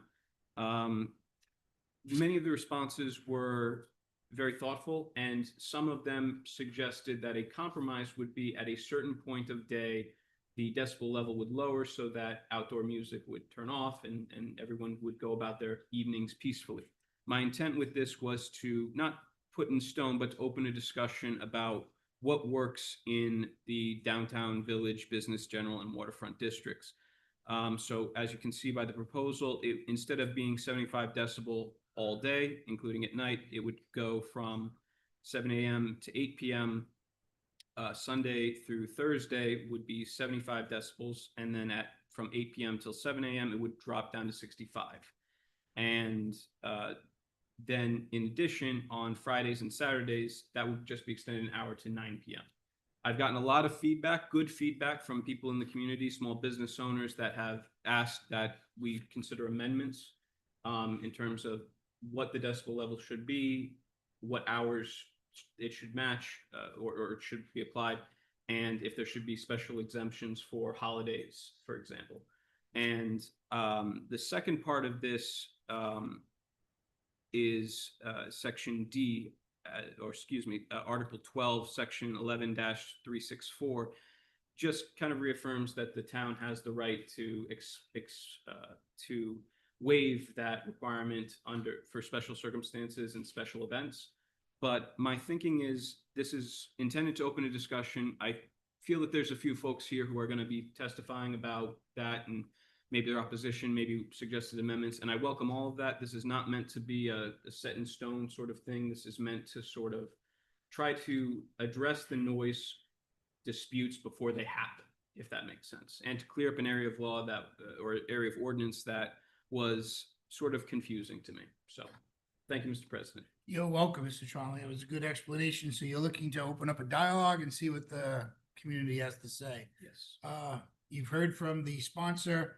If anybody wants this for their opportunity to speak, or if anyone is going to speak, here's your opportunity. Come on down. Mr. Piper, would you like to refer to this? You can take a look at it. I mean, it's what he said. Thank you. My name is Stephen Piper, 19 Washington Street, so right in the heart of town here. I just want to stand in opposition of this proposal for two reasons. One, just considering the mathematics of it, 65 decibels is actually about the sound of ambient noise. It's the sound of wind rustling through trees, because I checked it the other night. And in the council, like in tonight's meeting, we've gotten up to 78 decibels. So this would be in violation of the town ordinance, just meeting together. So that's one fact. And the other piece is just sort of what our town, how this would affect our town. So we live in a town of around 11,000 people. And what attracts people to our town is its vibrancy. We are now a food destination, we're an arts destination, we're a culture destination. So to shut down at 8 o'clock is, I think, overkill. So thank you very much. Appreciate it. Thank you. You're welcome. And F. Todd Nelson Blount. Oh, well, hey, take the opportunity. Come on. Thank you, sir. I just want to mention we had a lot of discussion about music and the like activity of entertainment, but the working waterfront, the waterfront district was about preserving some of the commercial nature of that, whether boats come off from, a fishing trip and 2 a.m. there's not really a time. We don't take commercial landings anymore, but there are other smaller commercial landings. And of course, our factory does run 24/7. So keep that in mind as you deal with changing the waterfront district. I had not considered that. Thank you for that input. Actually, Mr. Blount, Yes. could you just give everybody a quick explanation of what you did when you came in with the Clam Shack? I can. I've got some neighbors here. So the Clam Shack We appreciate it. specifically is probably more intentional what you're talking about, which takes a lot more work, corporation, and potentially science, depending. And I know some of the other neighbors have done that. We're lucky we closed earlier than some of the establishments. So it takes a lot of activity and collaboration, but also just want to keep in mind the combination activities going on in the waterfront. So Didn't you actually do a design? we did precision speakers that are directional, although we have people in every direction, so we had to really tone that in, basically going out the river towards the bay. That's where we ended up. And it was successful. It was successful so So far. I just want to. It's been a good year. I just want it to be known that Yeah, you appreciate were a that. business that worked with us Yeah. because we're not out to get business. Yeah. As you know. Thank you. Thanks. Who would like to come down again or next? Who are you? I'm Joel Carey. My wife, I guess she's not coming, Amy. Jesus. So we're both homeowners down in the business district as well as business owners. Stephen. Chose to live there in the town Mm. the village business district area. And we agree with Steve. We love the vibrancy of the area being downtown. We actually, when we moved from Miller Street to Linden Street, we actually looked at it moving out to Dewisett or Rehoboth even, and we wanted the vibrancy of living down here. So on that side, couldn't agree more with what Stephen Piper said about the noise, and we have no qualms with that. As a business owner, we own both the Square Peg and Stingy Alley. And I just think if we're going to look into this, and I get it, you want to open it up and look to it. I did the same thing as Steven. I Googled what 65 decibel was. It was, normal conversation. And I can tell you right now, say with the Square Peg on a summer night, we like to have our windows open. If we have a full restaurant in there, we don't really do live music that much, but just the sound of, the music we're playing, we're probably going to be over normal speaking conversation level. So that would be a huge concern for us even past 8 o'clock. Our kitchen closes at 9:30. The restaurant's open till 11, 12 on the weekend. So I just hope there's outreach to small businesses, especially the restaurants. We've talked to a lot of restaurants coming up to this meeting, and I know there's a lot of concern about it as well. And just as long as we're kept in the loop and we can have an open dialogue, we'd appreciate that. If I may, Mr. President. Yes, please. Out of curiosity, because I know you great business owners, great residents, is there a time, I threw in 8 and 9 o'clock as not based on the feedback that I got, but if you had to select a time, what times would you think would be appropriate to put, if you had to choose? Put me on the spot. I know, I'm sorry. I mean, well, again, our kitchen doesn't close at the Square Peg till 9:30, so I could tell you at least 9:30, 10 o'clock. You're gonna have people in there. We briefly spoke with Sam at Chomp. We know the owners of the Wharf Tavern. Diego, at La Piñata. You know, I think, again, if we start going down this road, I think we need to, I downloaded one of these decibel meters on my phone today. I had dog barking next to my house that was 72, so I don't know where we. Well, I was gonna wait till everybody was done talking, but maybe I could help people in where at least I'm coming from. Obviously, there were, some complaints from Washington Street. And what I'm hopeful is that the restaurant, La Piñata, took our concerns because we actually went on site. And everything that you're saying in regards to the decibel readings of various things was true that night. Our conversation was at about 63 to 68. The Piper's dog started barking. It was on 78. The Pipers were, maybe it was a birthday, I don't know. They were like 74 on their porch. So the interesting aspect of what I experienced that night isn't necessarily the volume, but it has to do more with the direction. And in this case, the particulars. A cowbell at, 9 o'clock could drive me, it would, I didn't want to hear it consistently. The congas or the bongos, the way they were coming across, I think they worked with us. I think they understood that we weren't trying to shut them down. Yeah, and I think La Piñata, as well as us, and you guys know, you guys have always been great in pro business, and for us, it's, we live here too. We don't want to get in fights with our neighbors. We don't want to upset people. So I think there's a lot of nuance behind it that needs to be addressed. There is. And if you do have one customer who's just screaming constantly, we don't want that customer either. Well, I mean, I've Why'd been. you look at me when you said that? We've had that guy. And you have, and it was interesting because the night that I'm specifically talking about, it overflowed into the street. And in my case, fortunately, your brother was there and your mother, because it was not me by any means. And this person brought it to me, and it was like, "Are you kidding me?" And because I don't like it when people point out who I am, because who the hell am I? But that night, as you remember, it was this crazy situation of somebody who was like to scream. But thank you for your input, and we appreciate it. Right. And we're not out to. It will be taken into consideration. Yeah, we're not for out to. the second reading if one does come. Okay, thank you very much. You're welcome. Who else would like to come up, either in favor or against, or give input that they consider helpful or neutral or? Okay, Motion to close the public hearing. is there a second? I don't think it was a public hearing. Oh, first reading, yeah, so Okay. we don't need one. Yeah, no, Action of the how council. about some discussion here? Yeah. All right. Now actions of the council. I really don't think we need to change the ordinance at all. I mean, we've had a few complaints and the solicitor's gonna like this pun. We have a small group of people making a lot of noise. It's not an overwhelming problem in the town of Warren. I wasn't at the official site visit, but I did go by there. Wasn't irritating. The cars driving by were louder than La Piñata. I consider myself a rational person, and I was not offended, shocked, mortified by the noise that was happening there.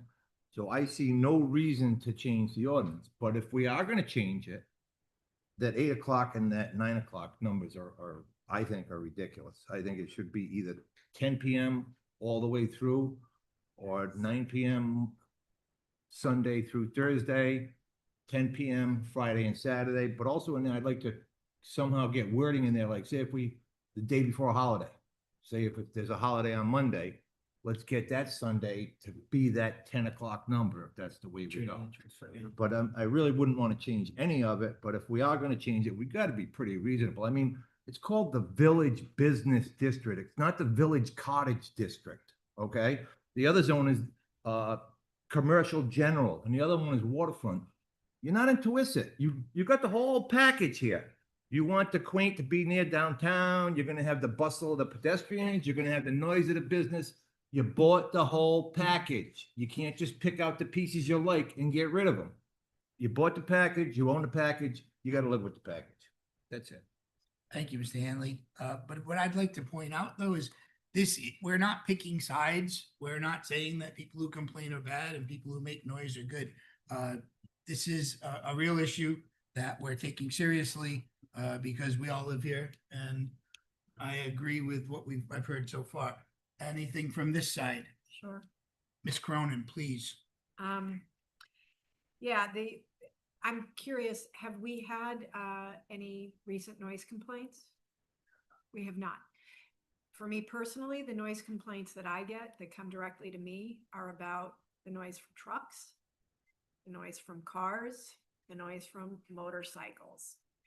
And then we have the complaints about our own DPW the other night cleaning till 11. Yep. So we must be very careful what we do to, make rules about, because we don't want to be the ones violating. We've all been in that situation where somebody obnoxious is making a lot of noise. They're isolated instances, but we have this vibrant downtown community. We've got these great businesses. We're a destination. If we are to create a time limit to say no noise after a certain time, how are we enforcing it? We're almost creating something that's not enforceable. So I think if we can create some sort of language that would say, unreasonable noise over and above a 75 decibel limit, if caught, they've got to stop. We can't prevent cars and trucks and motorcycles from driving through town. So we're kind of, there's nothing we can do to control that. And I don't think it makes any sense to go under 75, because we all agree, given the data that we've received, that we're exceeding that here in this room. So if we were to set a time limit for Sunday, Monday, Tuesday, Wednesday, Thursday, I wouldn't go earlier than 10, possibly even 10:30 to get that kitchen closing at 9:30, give people an hour to eat. And I can hear the people after they've had a good night at Revival or at the Square Peg coming down my street, but sound like they're having a good time. I wouldn't make any efforts to go earlier than a 10 or a 10:30. And then I agree on an evening that is prior to a holiday, possibly extending it if it's a Sunday night. But I'm not eager to make any big changes. So you referenced the Sunday, Monday, Tuesday, Wednesday. I think that the potential here was to make it a little rowdier on the Friday or Saturday, the days I just want to make sure that you agree with what it was you said. Yeah, no, Because the 10:30, those are the nights that it would actually be earlier, so that people would have. The only night I would say to go earlier on would be a Sunday night. And on a Sunday night, who's open on a Sunday night downtown? Yeah, unless, like I said, unless it's the Monday's a holiday, then. yeah. Exactly, but who's open on a Sunday night downtown? Is the Square Peg? No. Is Stingy? No. But like you said, there's things that want to keep in mind, say, the Wednesday before Thanksgiving. Yeah. Is the biggest bar night in the country. But not a holiday, so you have to have that. So, like you said, you're gonna make an exception for, and For I'm the- not saying, like, we don't have live music, again, it's not just for Square Peg, it's just, you're gonna run into a lot of exceptions. Yeah. Yes, and I think that Mr. Tromley is, this is definitely a positive try.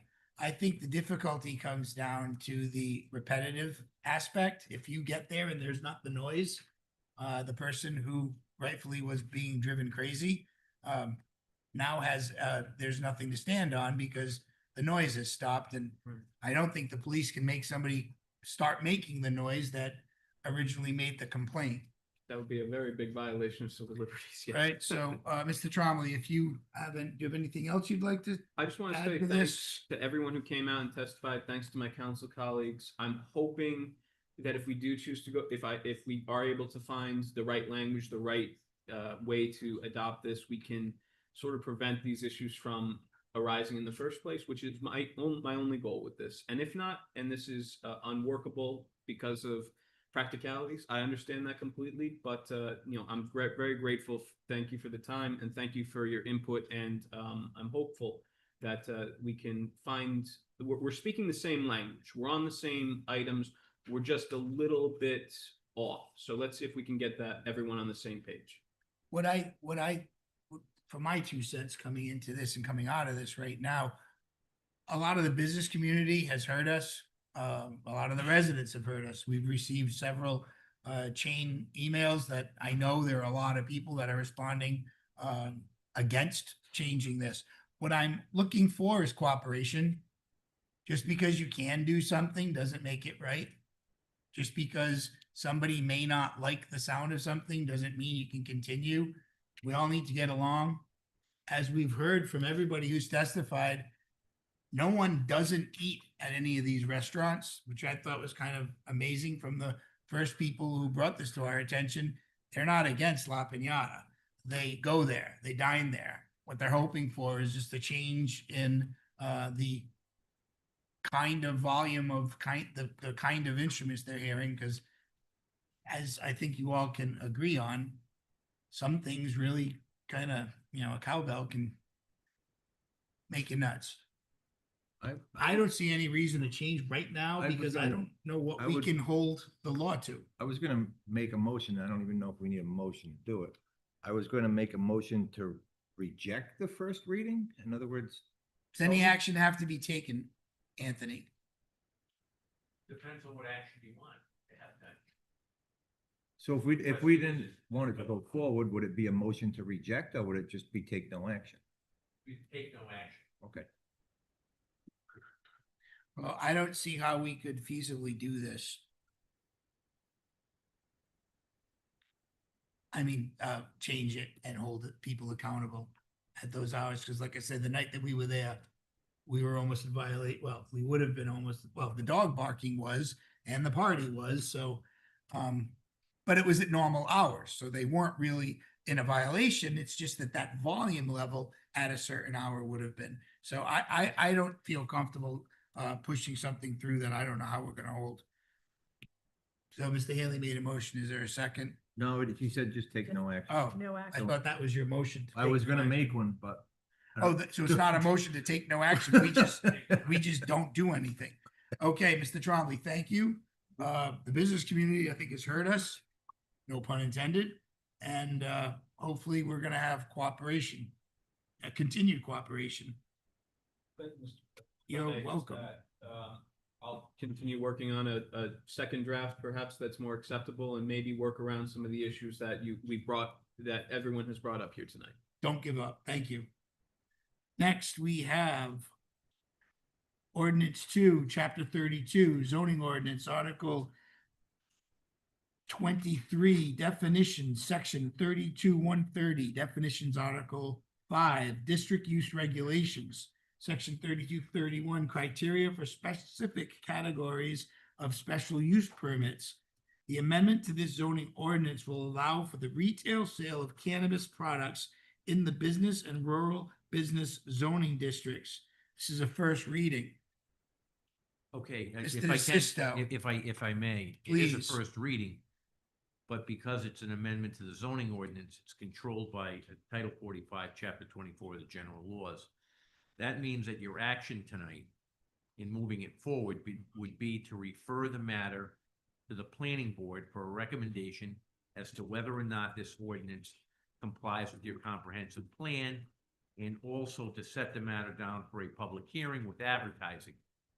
This is something, in my understanding, that is being brought forth by the town itself, so that advertising would be paid for by the town. And should we add that this was part of a referendum that the town people agreed on in a vote to allow the sale of cannabis in Warren?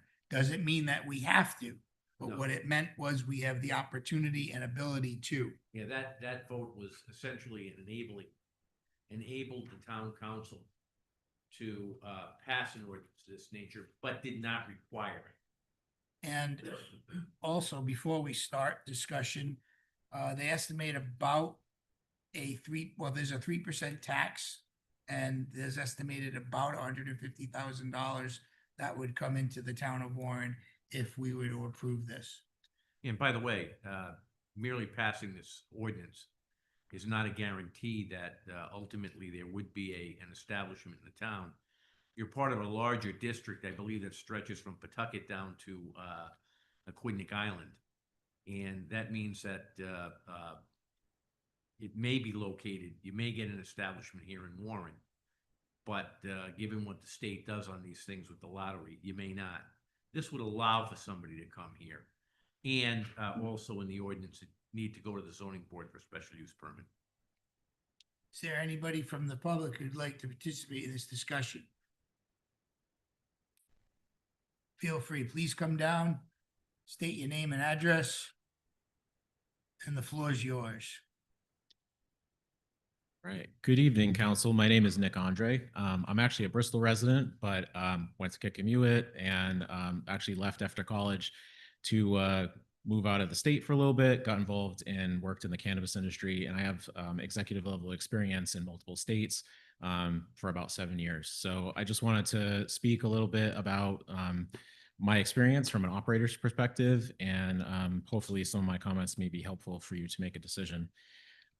So basically, the state of Rhode Island is holding a lottery. The application period is open right now and actually closes on December 29th.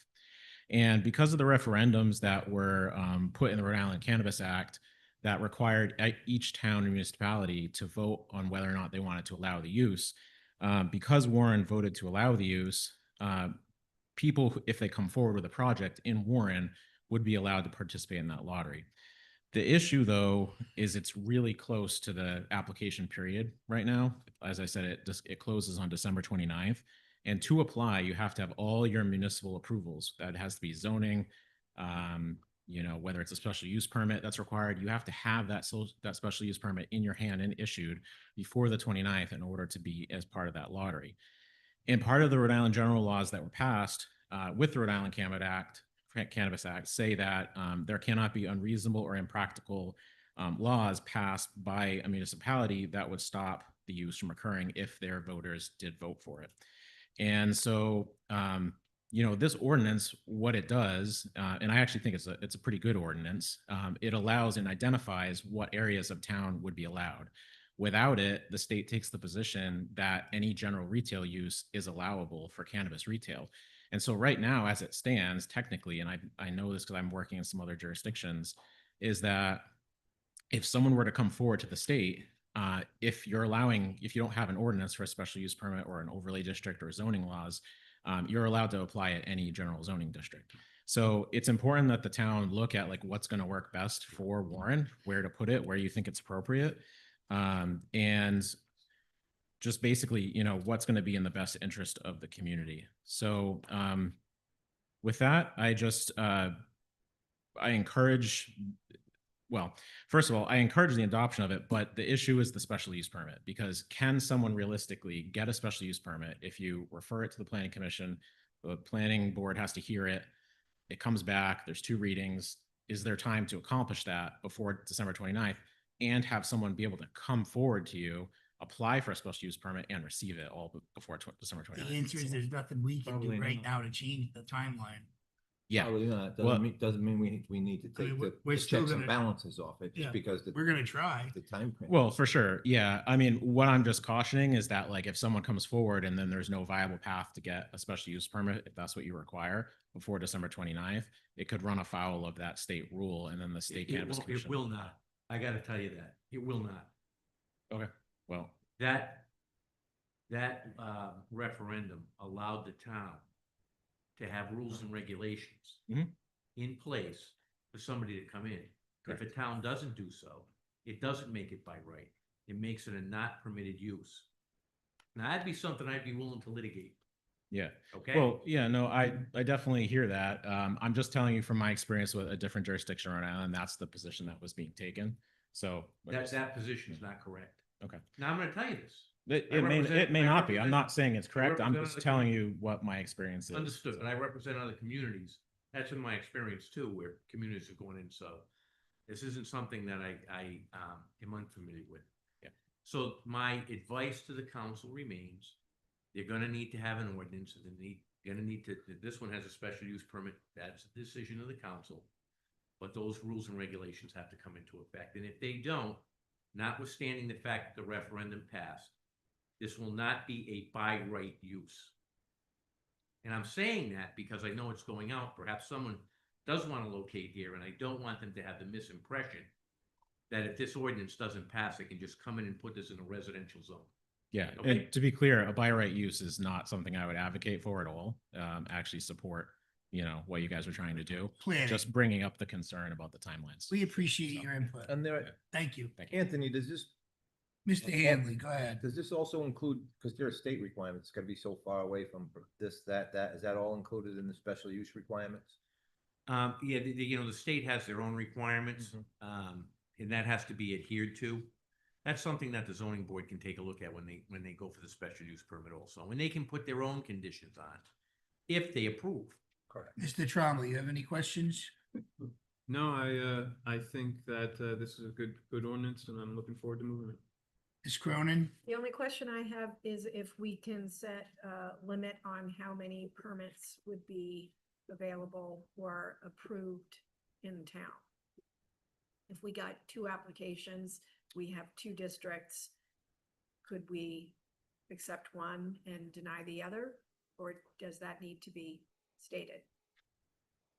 Well, it can't be stated in the zoning ordinance, which you'll be taking a look at here, that there can't be a limitation on that. The only limitation that you can put in, if you authorize this, is where it can be located in the town by zone. Okay.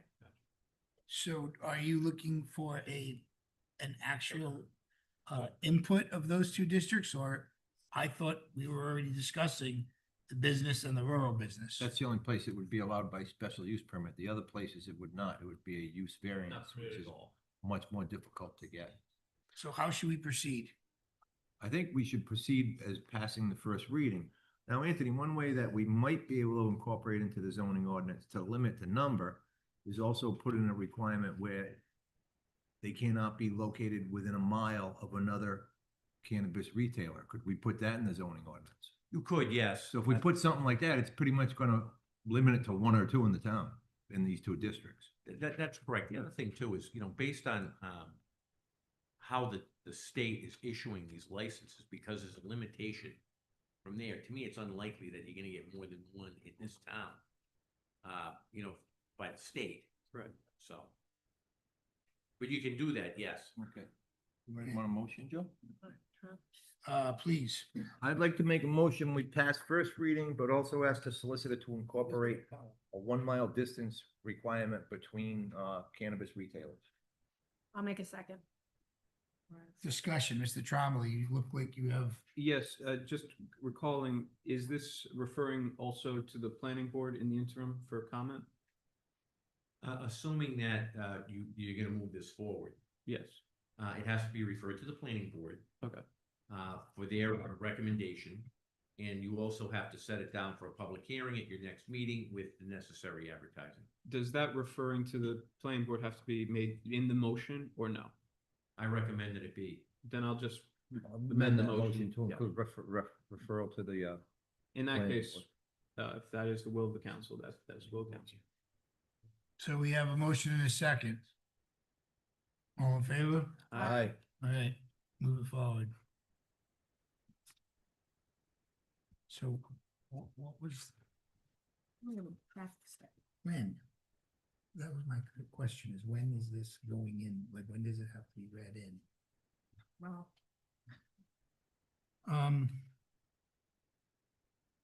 We have a letter from former Councilman Kalenda, who's sent in a request for a traffic impact study and compliance review prior to ordinance amendment. Medicum Avenue and Mark Street corridors. I don't really know where this is supposed to get plugged in. Does anybody know where this should get plugged in? I mean, it's not on the agenda tonight. No, but Oh, in the beginning. Okay, well, we'll close with it. Next, we have chapter 32, zoning ordinance. This is a sign regulation. For those of you who want to know the specific, it's a feather banner or a feather flag is a type of vertical advertising banner. It's taller than it is wider and typically attached to a single flexible or stationary pole that is affixed to the ground.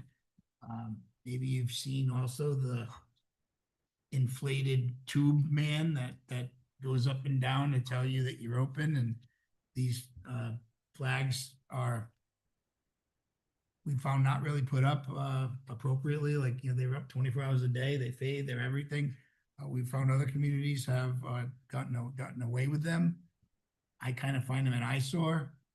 A building official may have something he'd like to add to this. What we're in the process of doing potentially is banning them. We have too many things on the sidewalks. Matt Cabrillo, building and zoning official. So yeah, what's happening is these are showing up at many of our businesses. The intent is to bring more business, but it's actually bringing an eyesore. They not only exceed the sign limit, but they also become a safety hazard. We just had a weather event with a large amount of wind and rain, and these type of banners tend to make noise or fly around. They're not really being brought in. In other communities, they were allowed just for grand openings. That was it. And they've in our community, it seems like they're keeping them there as permanent signage. So I believe that if we could put an ordinance that doesn't allow these, it would make my job a little bit easier trying to police these things. And I think clean up the sidewalks. Yeah. Any additional, Mr. Hanley, it's your business. as Yeah, well. no, I don't particularly like them myself. They started out just being at car dealerships. Now everybody that owns a store buys one of these things and Yeah, it's everywhere. puts the Don't guy do it. out there. Makes so, you look yeah. bad. Mr. Tromley. Question for the solicitor. My reading on page 2, where it says blow up sign, feather banners, and signs containing reflective elements which sparkle or twinkle in the sunlight are prohibited. Should there not be a comma after feather banners? It couldn't hurt. Okay. Can Period. Would Councilman Hanley be amiable to that amendment? Absolutely. Then I am no I problem. love grammar. Are always in favor of proper grammar. It makes a big difference. does, it very much does. I've lived the life of the person who doesn't know grammar. So, Mr. Hanley, you made Make a- that motion? Yep, made the motion that we approve. I'll Would this second be a that. first reading, Anthony? Or are we referring this to the planning commission too? Same thing, because it's zoning. I make a motion and we refer this to planning commission for their review and opinion. Is a motion in a second, all in favor? Aye. There should be a further motion to set it down for a public hearing. I'm assuming at your next meeting with proper notice. Do we know if planning's gonna have their opinion by then? Well, if we force the issue, possibly. I mean, we make it that way. Set it down for a future meeting for appropriate, review by the planning board and also. A public appropriate, notice by publication.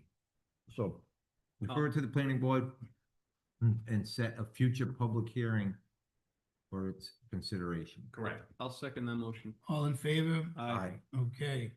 Next, we have ordinance 4, is chapter 11, licenses and big business regulations. Article 2, alcoholic beverages, taverns, and victualling houses. Section 11-28, limitation on the number of Class BV liquor licenses. This is the second reading, and this is pursuant to the provisions of section 3-516 of the general laws. The town council hereby limits the maximum of Class B liquor licenses to, and we would be increasing to 32. This is the second reading. I think I am this out last month. I'm gonna make a motion. We increase the number of Class BV licenses to 32. Is there a second? Second. All in favor? Aye. Now, we move on to a public hearing. This is a public hearing that may or may not even matter. This is for a show cause hearing. Mr. DeSisto, we kept it on the agenda in case there was a need. And this is a Pistolas Inc., La Pinata. We've had no complaints. The applicants, the restaurant owners are here. What would the show cause hearing be of if we were to participate in this? It was a contingent public hearing that was licensed, that was noticed. and that's why it's on the agenda, but if there's nothing to go forward, and if there's no one here for the, show cause hearing other than the owners of the establishment, I think they can be excused. Is there anyone here who's willing to participate in a show cause hearing against this establishment?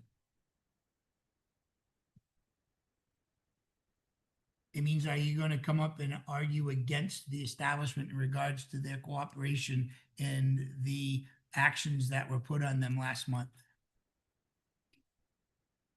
Thank you. So we have no reason for the show cause hearing.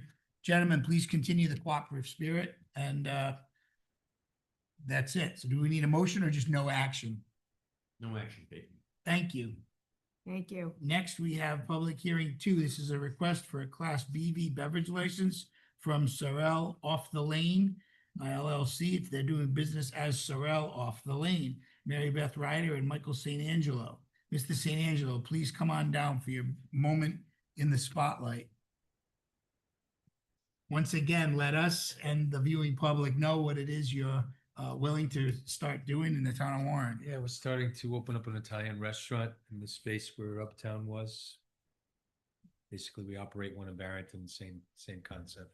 We're looking for a good chicken palm. Yeah. All right. so there- My only question, and if I asked this last time, I apologize. I'm asking again, what is your timeline for getting open? Probably late November.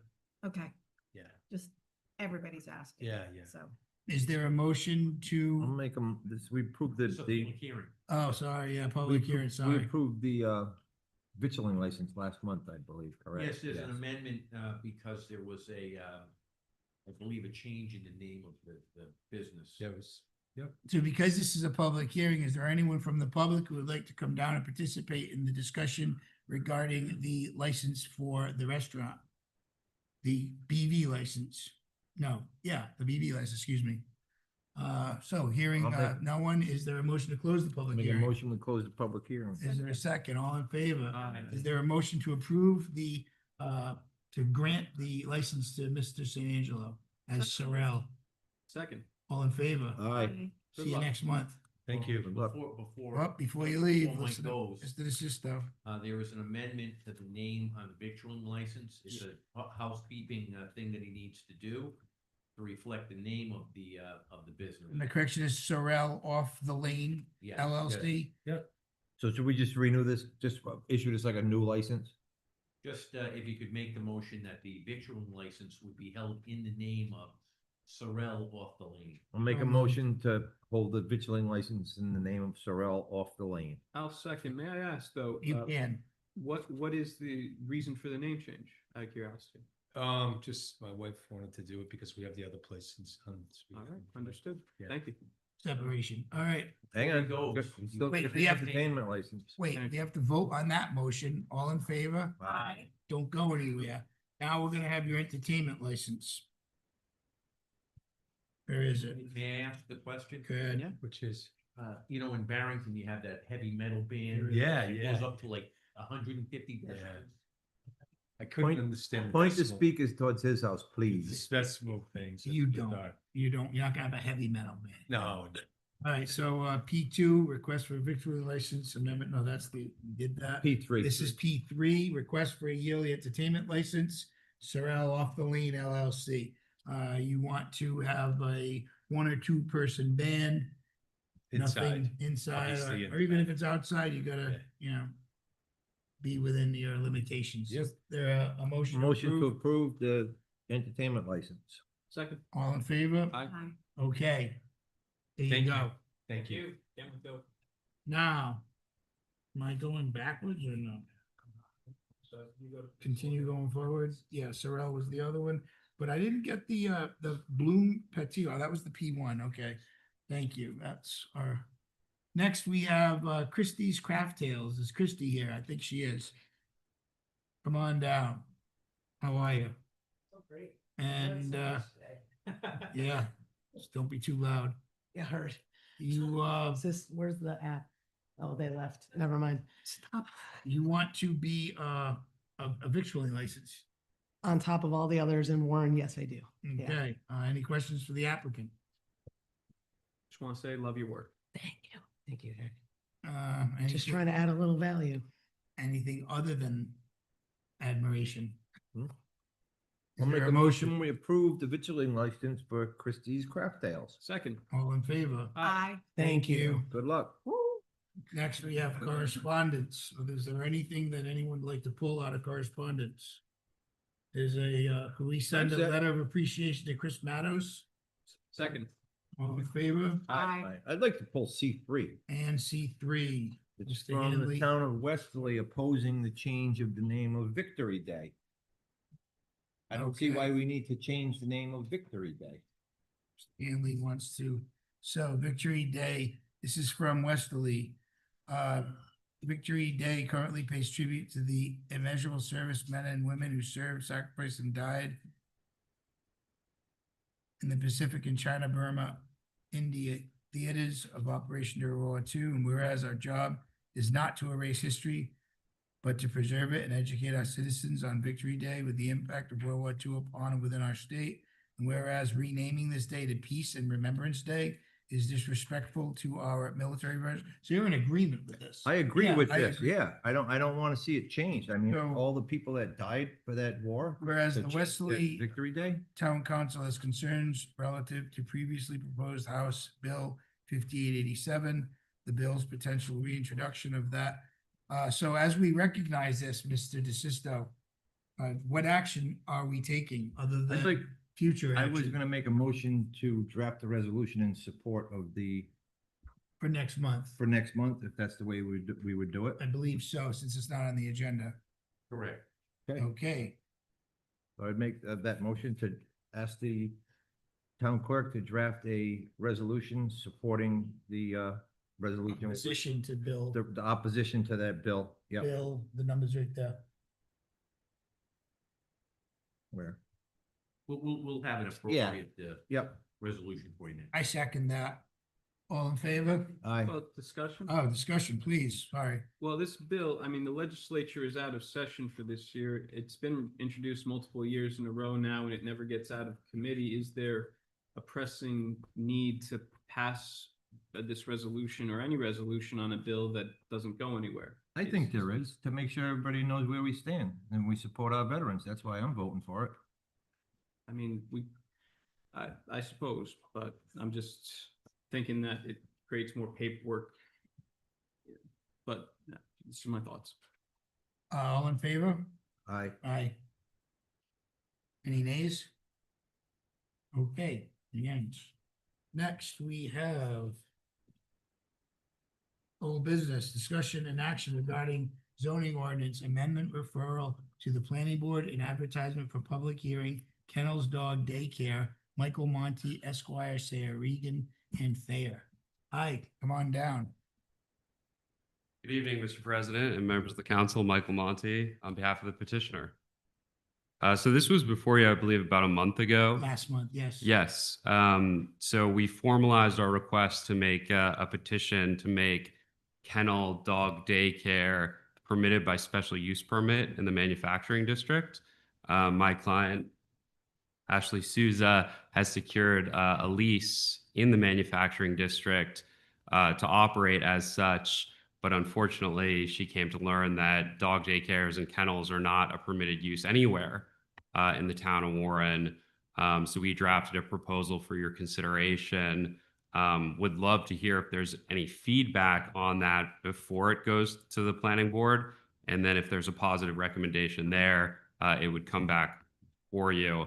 The only other thing I'll add is that because my client is already under existing lease obligations, we would request that you forward it to the planning board for its October 27th meeting, if at all possible, just to expedite the process. I don't see any reason why what happens tonight wouldn't be forwarded right along.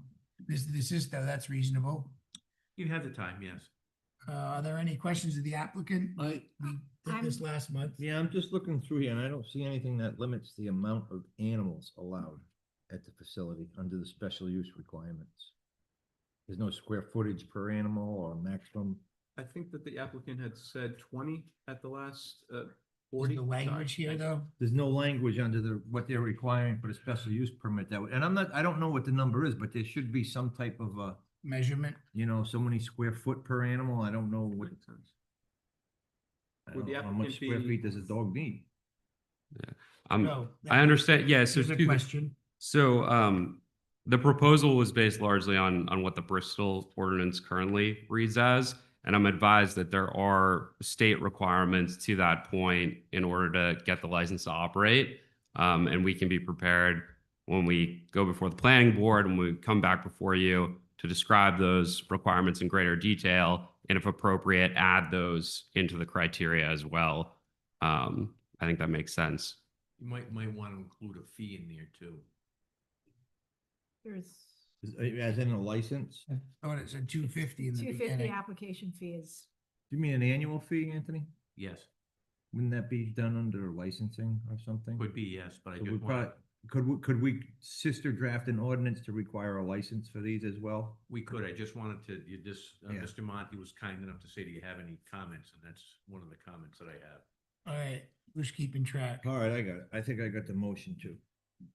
Any, may I just ask, is your, the leaseholder, is your landlord being, helpful with you? Unfortunately not. I'm paying full Okay. rent. It's unfortunate. Miss Flanagan is up. I'll only point out that next week's planning board hearing is going to be a continuance of the Settlers Green.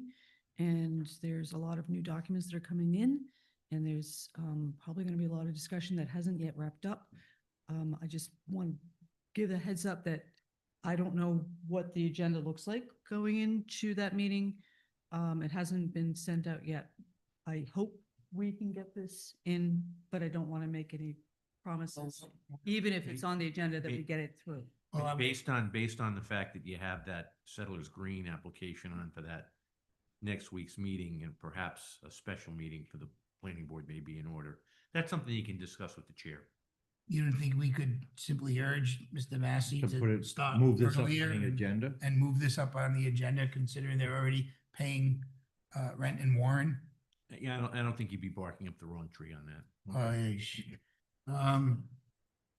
It's a request, it's not a command, so hopefully they'll take care of your business rather quickly. Any other questions of the applicant? All Mr. right. Hanley, I have, please. I have a motion to forward this zoning change to the planning board.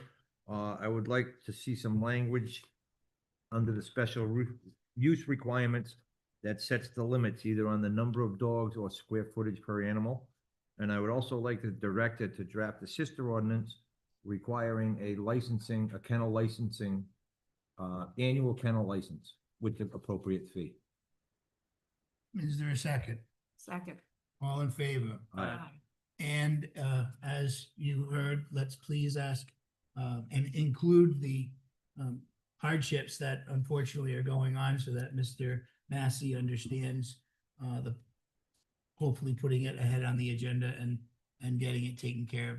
And does that motion include putting it on a future meeting of the council for a public hearing? It should. It should. And also, I'll make a separate motion because that one already passed. I'll make a motion, we put this for a public hearing at a future date. Is there a second? Second. All in favor? Aye. Thank you for bringing that to our Thank you for your attention. time. Got a good lawyer there. Okay, next, discussion and action regarding the installation of a crosswalk at the corner of Main Street and Coomer Avenue. The action that I'm asking for is simply sending this to the Traffic Commission so that they can give their input, and then it would be on record that we could then send to the state. I got an email from someone who's been in interactions with the state, and what was brought to their attention is that the town needs to be part of this request process. So, Mr. Wheeler, you said that this area is being under consideration now. Yeah, so I've If you could, please. email and a phone call into the project manager for the Main Street project. Have not heard back from her yet, but I did want to bring it up to her that we could try to get this included in that project instead of having them spend an additional set of safety funds. And it's not a guarantee, but it's a request. Right, because I don't want to see them finish this project and then approve a crosswalk and put it in after the fact and do something to mess up the new Right, project. retroactive. So is there a motion to Make a approve motion, this? we refer the crosswalk at Coomer Street to the Traffic Commission. Second. All in favor? Aye. Thank you. Next, we have Mr. Bolster. We're gonna have a report and an update from the Affordable Housing Advisory Committee in regards to everything you've put together. Good evening, members of the council. Yeah, we got an email last week asking us to come in and give you an update. I don't know if there was some confusion. We had provided a full update back in May that we gave to you and I read here at the podium. So I have copies of that, but that was. Well, I'm not sure we're confused. We were just looking for an update on, Yeah. you know, maybe there have been additions, maybe you have. Yeah, so that's fine. We have reached out to about half a dozen property owners in town to discuss affordable housing ideas. Typically, those are properties that are either for sale or that somebody has referred to us for one reason or another. We have, as mentioned in the update back in May, we did put a list together of properties in town that, for lack of a better term, are either fallow, in other words, they've already been bulldozed, or they may be buildings that are have potential for other expansion or redevelopment. For example, and most of those properties have been either listed for sale or in some way have been somehow in the public discussion. When we put the initial survey list together back earlier this summer, those were really properties that were discovered, if you will, by walking around, driving around town, and just taking note, using all the plat maps to take a survey. So there's no other criteria that those properties have had to be in that survey. And so other than the properties that have been publicly listed for sale, we're not so sure that it's would be appropriate to discuss those properties publicly. And because these people may not have any interest in selling their properties or redeveloping them or anything, you know, it's so forth. If the council would like to discuss some of those other properties specifically in a private setting or executive session or something like that, I think, you know, that's certainly what the board would be happy to do. But I think in terms of respecting the property owners' privacy rights, I think that was our gut feeling, that we should not be posting a list of such properties publicly. So. Ms. Cronin? So you don't have a list of recommended sites or properties in town that would be ideal for developing into affordable housing? We have a list of possible sites, but the only reason they're on that list, as I said, is that they are either fallow or have visibly potential for redevelopment in some way. Do we have that list? No, but we can provide that. But as Brought that, why don't we have a copy of it? If that was what you were charged to do, why don't we have a copy? well, we weren't charged to do that. We were just charged to come in and provide an update. But No, originally I thought you were What was the point of looking that? for locations suitable for affordable housing. Right. That's what we've done. And that's what. I think that's what Mr. Cronin's referring to. so- Yeah, so. So we we can have a provide that list. list to the council if that's what you want. Absolutely. Sure, because what We we're have a hoping map. to do is have interaction with those Right. possible landowners and Right. sites, because we want to try to be proactive in this Exactly. process Right. and have some say in what's happening. So I think that's Yeah, what that Mr. was, Cronin originally was bringing up. So that'd be great. And Yeah, that's what but- we. May I make a suggestion? Please, Mr. DeSisto. Send it to me first. Okay. We'll distribute it to you. on an attorney-client privilege basis. That will allow us to make an analysis of what's appropriate for this type of activity before it does in fact get to be public. Okay. Yeah, we had drafted the letter that we've been sending out to various property owners. We didn't want to take on, there's roughly 50 or more properties on the list. We didn't want to take them all on at once. So we've reached out to about a half a dozen considerable ones, including some that were publicly listed for sale. So All right. Well, thank you. you're welcome. Next, we have town manager. We have discussion and action authorization for the town council president to sign the property damage release and settlement of a claim received from AGI Construction, Inc., TAK Construction Company, and Lexdal, Inc. for the damage to the sewer line located on the corner of Main Street and Wheaton Street, which occurred on July 17th, 2025. Thank you, Mr. President.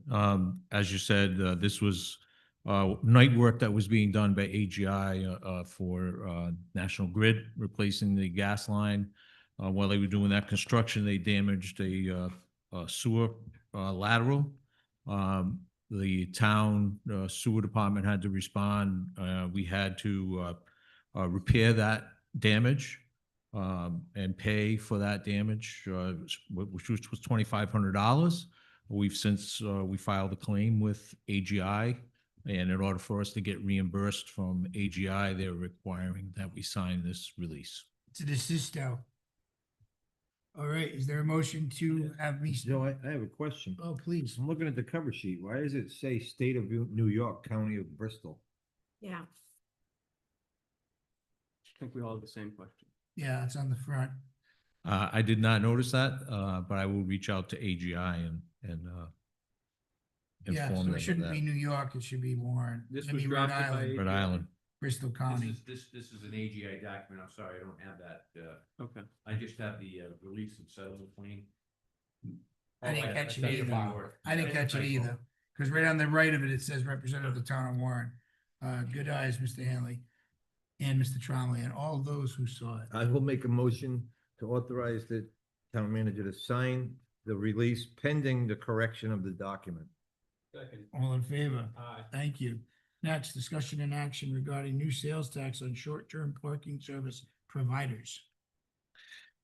Yeah, yes, Mr. President, this is, was part of the budget that was passed, which went into effect, this section went into effect October 1st of this year, which requires a sales tax on short-term parking, and that will affect the town of Warren with our beach parking, which will require us to charge 7% sales tax. We don't, what do we normally get, $10 a day?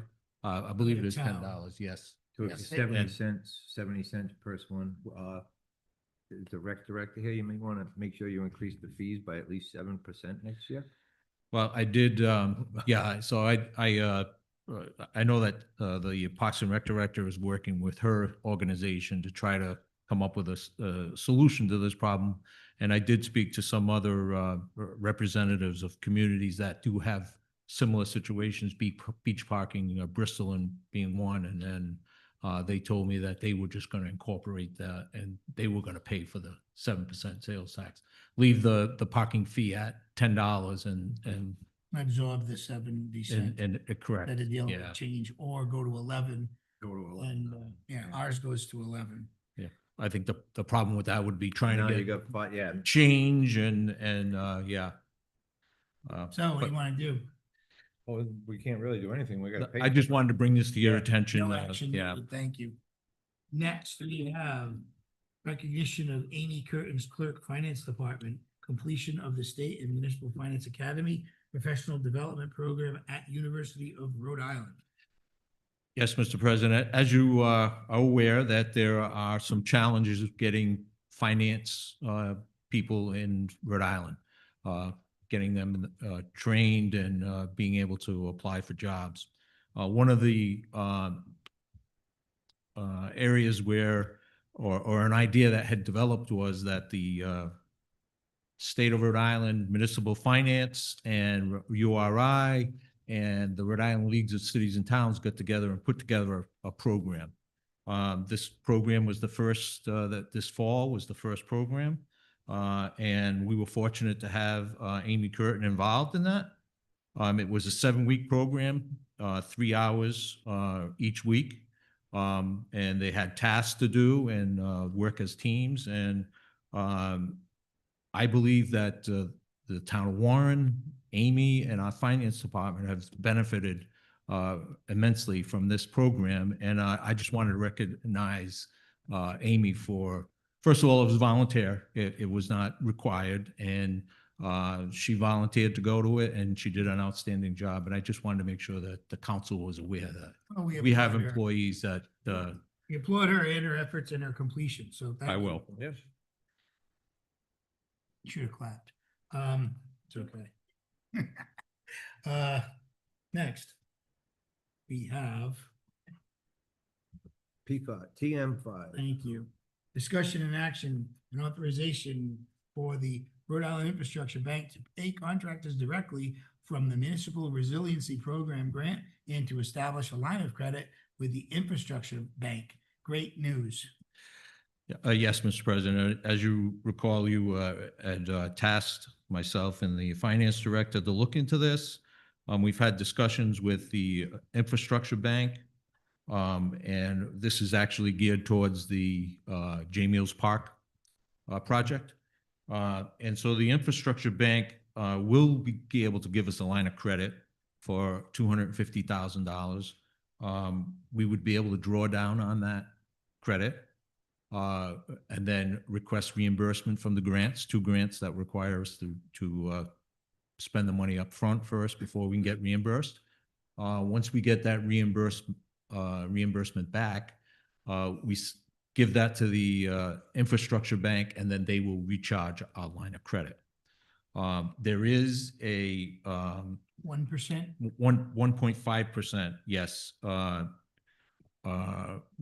initiation or origination fee. I did check with the Infrastructure Bank, and that would be collecting at the loan closing and would be $3,750. I think we can handle that. and Yeah, that's Thank God we're gonna be able Big to bang for the buck. move those projects forward, hopefully in the spring of 26, which I can't believe is around the corner. I'm not wrong, right? Spring of 26 is, It's coming. so, great, Mr.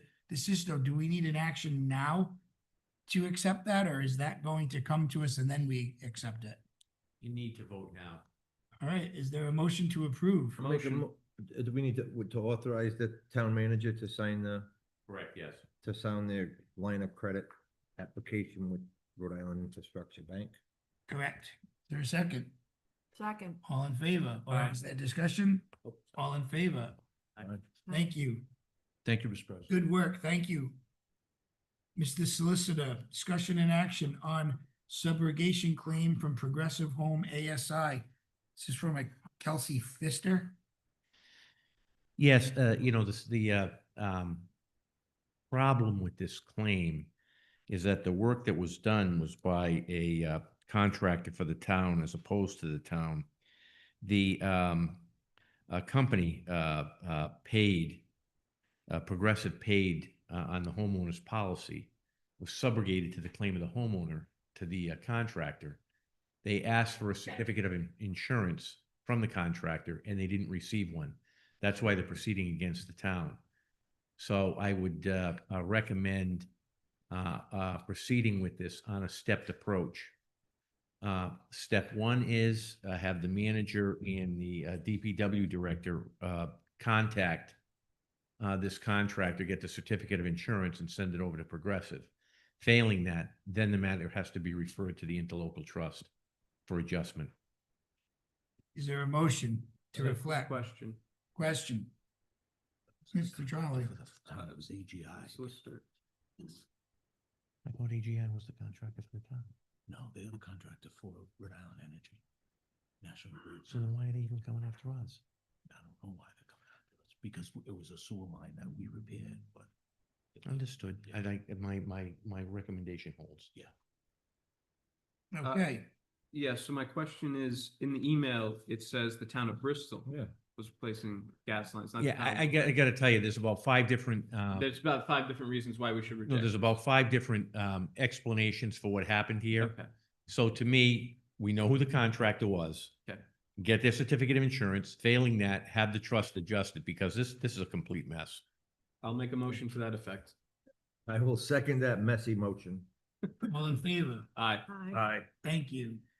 Next, discussion and action on the Karen Antoni versus Marshall, CA number PC 2025-04675, referral to the trust, claim only previously referred to the trust. That's correct. Karen Attorney has a very able lawyer who you know, if you watch TV, as Ron Bow. Ron. And they did file a statutory notice of claim. You referred that to the trust. You've been served with this complaint. That also needs to be referred to the trust, and I ask that you do as such. Motion to refer to the trust. Your second? I will second. All in Anthony, favor? is this- Aye. Aye, is this the woman that fell on Water Street, tripped on the curb or something? I think so, yes. Next, we have discussion and action on proposed ADU zoning ordinance amendment. This is chapter 32, article 8, zoning district use regulations, section 32-47, residential uses, article 24, accessory dwelling units, section 32-131, accessory dwelling units by right. Yes, and here's the thing, this is a very significant change to the zoning amendment. It's your third zoning amendment on for tonight. The reason that I recommended that it be under solicitor as opposed to ordinance was to highlight that fact. This is something that the town, every town, needs to do based on the legislation that has been passed by the General Assembly. This ordinance will bring your ordinance into compliance with the relevant amendments to the general laws. That said, this is a significant step. It will have significant implications for land use in the town.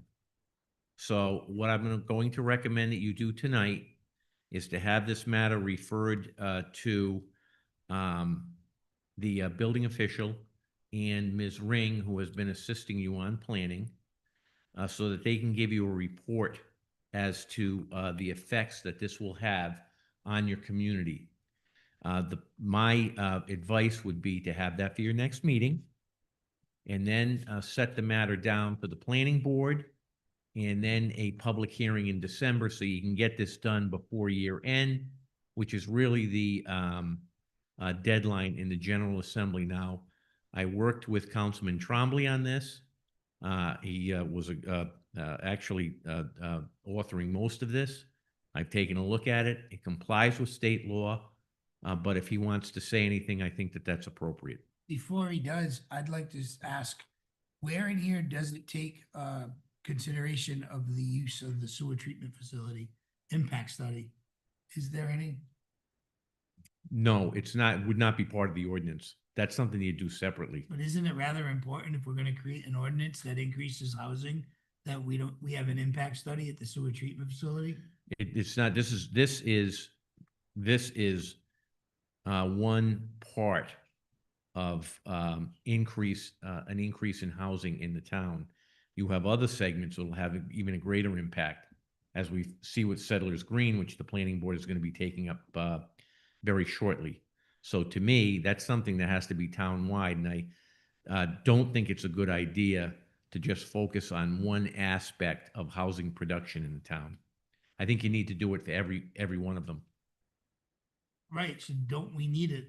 Maybe I didn't put my question properly. Don't we need a sewer, an impact study? Correct, but not embedded in this ordinance. You know, I meant in general, Oh, you definitely need it. You absolutely need that. like first and foremost. Mr. Trombley. Yes, so General Assembly passed legislation in their last, not this past one, but the prior one about accessory dwelling units, which, as I'm sure the council is aware, public might not be aware, accessory dwelling units are granny flats, little houses, sometimes referred to. Basically, the idea is that folks can used to be able to, in days gone by, is that the parents would move into basement, an attic, a spare room that was converted, a garage, shed that has been converted into a separate living space, and their children or relatives would move into the larger abode that they need for kids and whatnot. And everyone would live together, and it's a great use of space, and it works particularly, I feel, in communities like ours. You know, projects such as Settlers Green, such as Penny Lane, such as, you know, you can name off the last ones over the last 5 years, have caused a lot of opposition in the community from various groups and persons. And what I've found is that when you have one development with 200 units, it's very scary.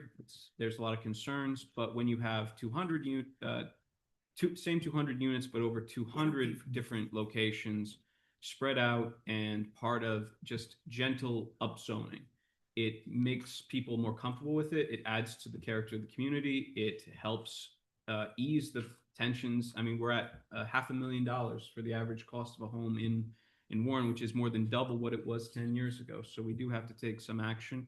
And I believe that this is the right way to do it for our community. In terms of the sewer impact statement, I agree with the solicitor that it can't just be related to ADUs. It has to be all types of homes, which I agree with Council President DePasquale should be done. So this was my attempt to sort of incorporate that into our local ordinances, sort of the same way I tried with the noise ordinance. So I do welcome any input in how this can be made better, how this can be made to fit our community. And but the solicitor is correct that by law we have to get this on the books by January of 21, or excuse me, January of 26. So we have very limited time. So it's important to get this moving, not this meeting, but the subsequent meeting. Mr. Hanley. Yes, I'm just looking at through this quick.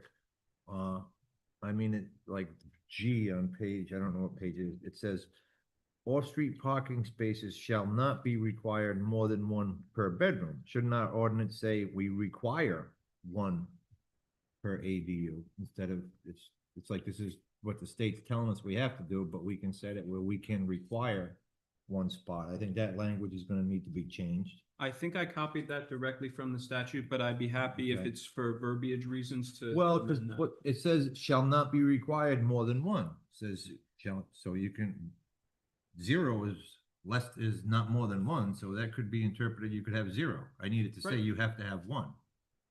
And the other thing I have is that I don't see in here, and it may be I just, because I'm familiar with this, because we've drafted a bunch of changes already in the city where I work.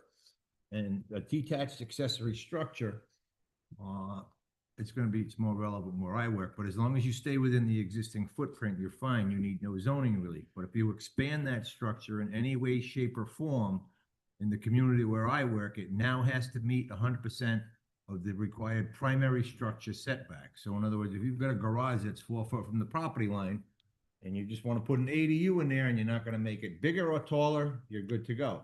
If you want to put a 15-foot addition on the back and you're only 4 foot from the property line, that's a no-go. You need dimensional relief because that structure is non-conforming once it kicks into the primary setbacks. That's the way it's set up in my community. where I work. That's one of the reasons. That I is want- accurate. That is accurate. That's So correct. I didn't see that. I want that clearly noted in here because it's confusing enough when it leaves like may instead of shall, and That's one of the reasons why I had wanted this to be reviewed by the building official and your planning consultant, who's a very good planning consultant, by the but way. yeah, we definitely do need this. No So question. the action tonight is to consultation and move it forward.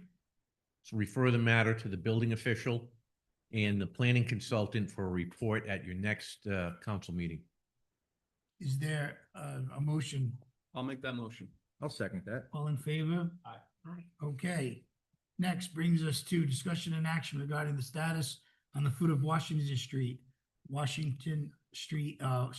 Street West to the shore of the Warren River. Mr. DeSisto, you want to introduce us on this issue? Yes, and I'll make some brief comments on it. This is something I've actually worked on for many, many years. Washington Street was originally laid out as King Street, and that was before the Revolutionary War. And after the war, it was renamed for George Washington. The area that is the subject of this matter starts at the western edge of Water Street and proceeds down to the shore and essentially bisects the marina that is there. This has been, the ownership of that property has been a subject that has been in dispute for some time and has been the subject of litigation. And recently, however, the owner of the marina, Mr. Quattrochi, has approached me with his attorney and suggested a compromise, which I think is something that the town should seriously consider. And that is the town would waive all of its right, title, and interest that it may have to that portion of what I call the foot of Washington Street to Mr. Quattrochi. And in exchange for that, he would grant the town a walking easement for the public, along with a park bench down there. He would also agree to take care of the remediation that is being requested by DEM in this area.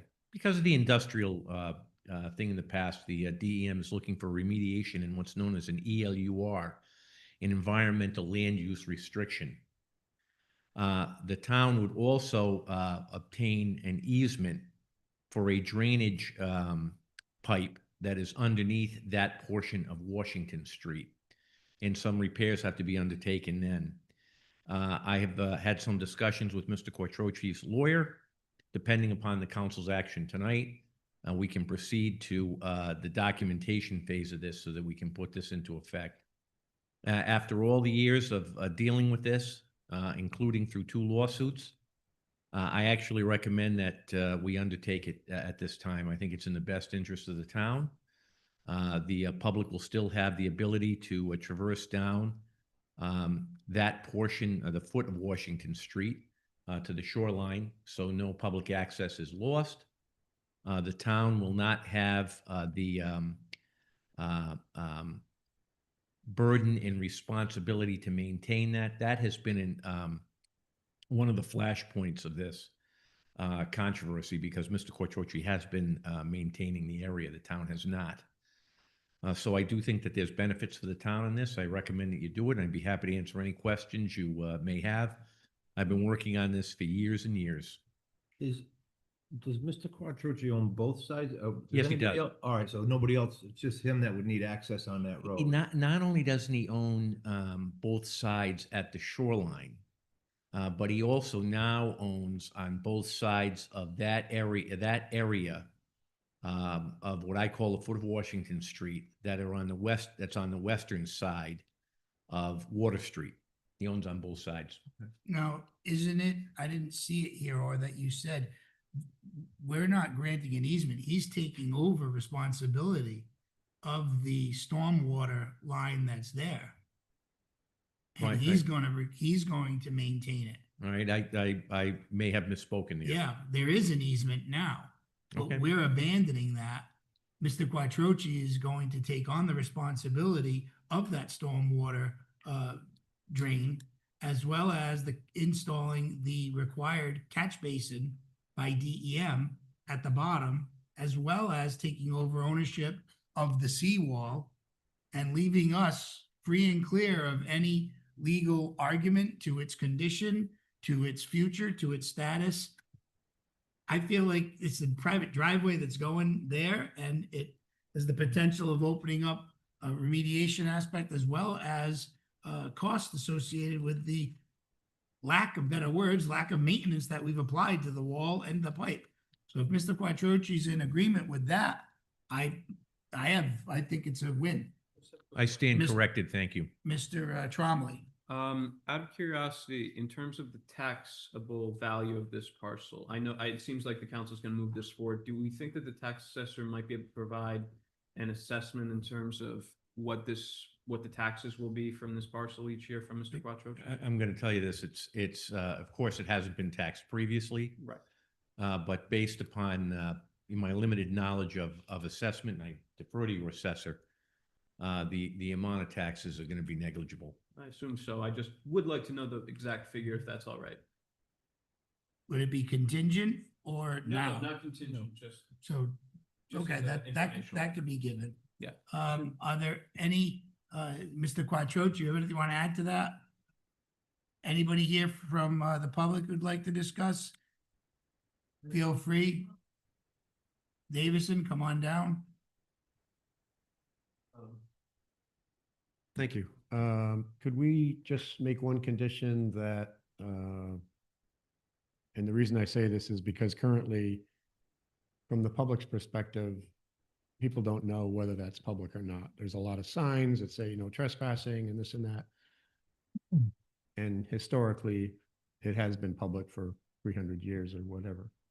So could we just say that all those no trespassing signs are not up front, so that, and that I know the town is in the process of putting granite markers that say public right of way or what have you at public access points.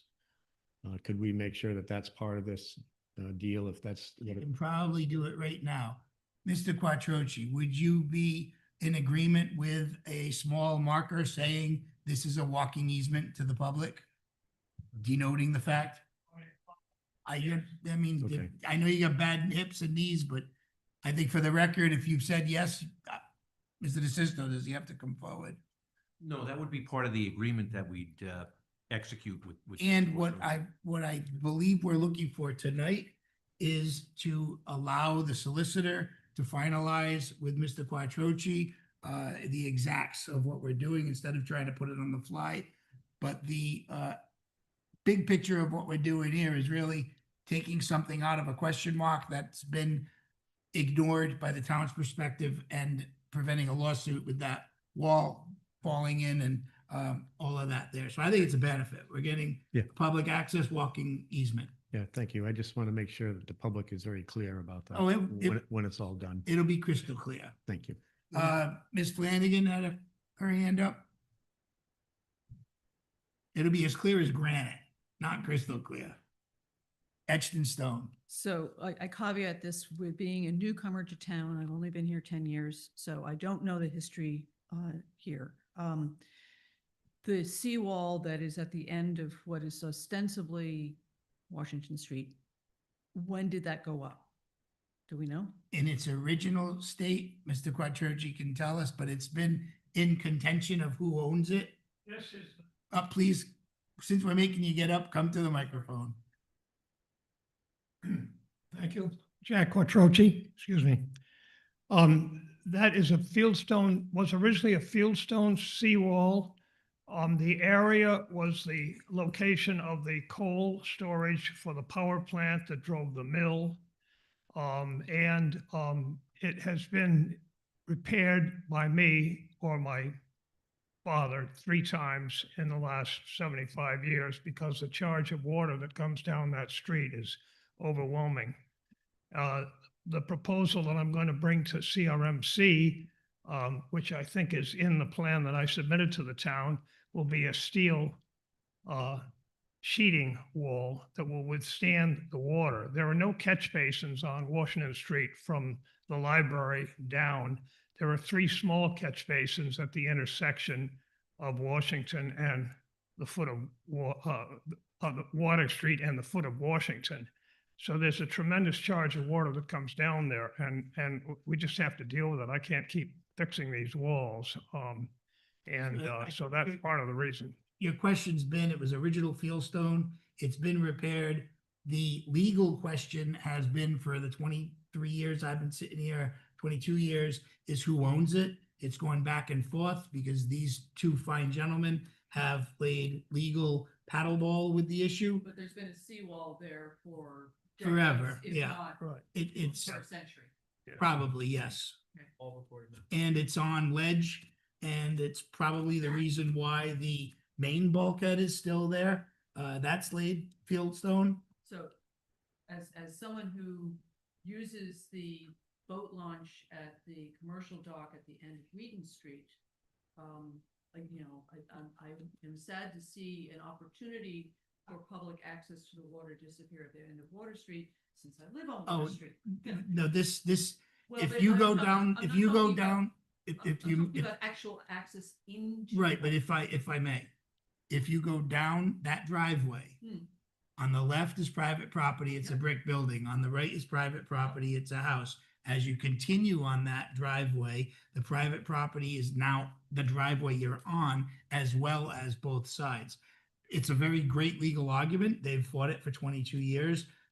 It's a driveway. It doesn't go to the water. Believe me, if it were, you'd be hearing me say, we need to get money to make it better and this, that, and the other thing. Okay, so my second question is, if that's the case, if that's the judgment of legal counsel and everyone else, then the Harbor Commission has no standing to comment on this. No. Okay. I mean, over the years, they've created an opinion. It doesn't Those are impact. my two questions, so thank you. I mean, well, let me make sure it's on the record correctly.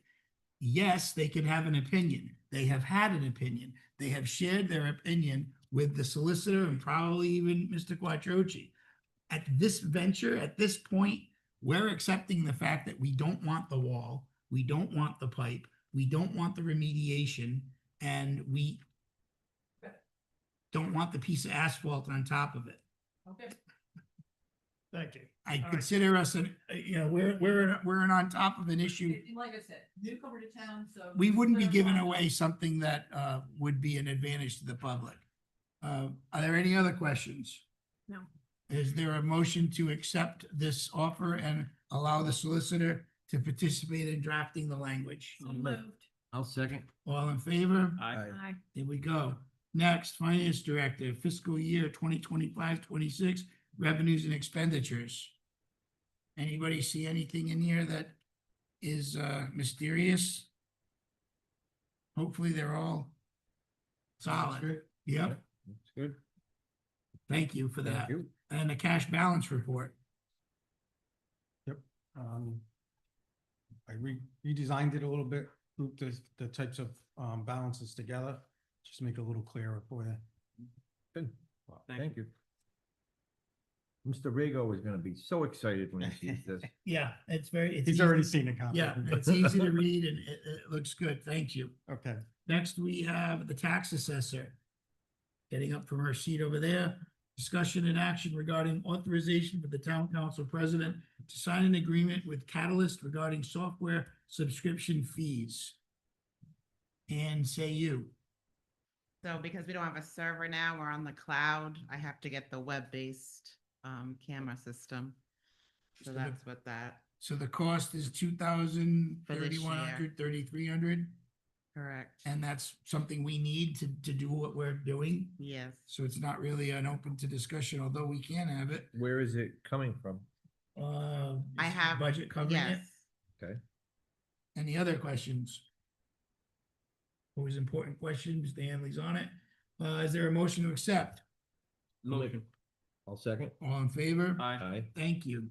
Next, we have an abatement to the 25 tax roll in the amount of $1,068.38, $599.34 lowered assessment due to condition of interior tax appeal, and $469.04 lowered assessment due to condition of elevator tax appeal. So the total amount, I believe they're the same person, or does it matter? No, it's two different people. Two different people, but the total amount is the same. $1,068.38. Is there a motion? I'll make a motion to abate the 2025 tax roll in that amount. Is there a second? All in favor? Aye. Next, we have favorites. In addition, 25 tax roll in the amount of $549.37, subdivision of lots. I'll make a motion. We add to the 2025 tax roll, $549.37 for the subdivision of lots. Second. All in favor? Aye. Okay. Next, Recreation Director. How are you doing? She waits till she gets to the microphone, see? How you doing? Good, good. Discussion and action for the approval of Blount Fine Foods to use Burrs Hill Park on Saturday, June 20th, 26th, for the annual Blount Family Appreciation Day and Community Concert. It's a good event always. Yes, so traditionally they had used the Pete Seppi Pavilion, Correct. but they outgrew that facility. Todd Blount is here if you would like him to speak to it, and what his plans are. F. Nelson Todd, you want to come down? I'll be brief. Todd Blount, Blount Fine Foods, Water Street. Yeah, we started the East Bay Rod and, this has been like a 60-year tradition. Yeah. East Bay Rod and Gun Club, Pete Sepe Pavilion. We've been up at the Boys and Girls Club in Taunton the last 5 years. About 750 people. We used to be a clam bake. I'm sorry, it's not clam bake anymore. Family Day. And we're looking to, we're doing a feasibility study, working with Tara to see if we can do it at Burrs Hill Park now that we moved our headquarters back to Warren. We're trying to get it back into the town. At the same time, we have a theme every year. Last year was camping. The year before was the Olympics. It's like field day. This year is festival, not like New Orleans festival, but like concert.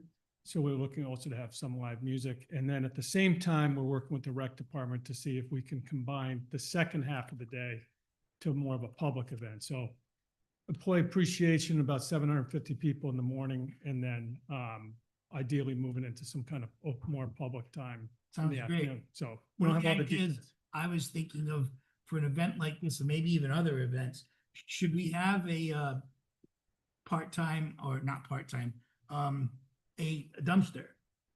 We know, have there, a does it have- large list of items that. Yeah, would be all right, provided. good. Because I was just thinking, From we the, know we're gonna have people, it doesn't have to significant- live there forever, but part-time dumpster would be great. Yeah. Good idea. Now, I'm gonna refer to the DPW director.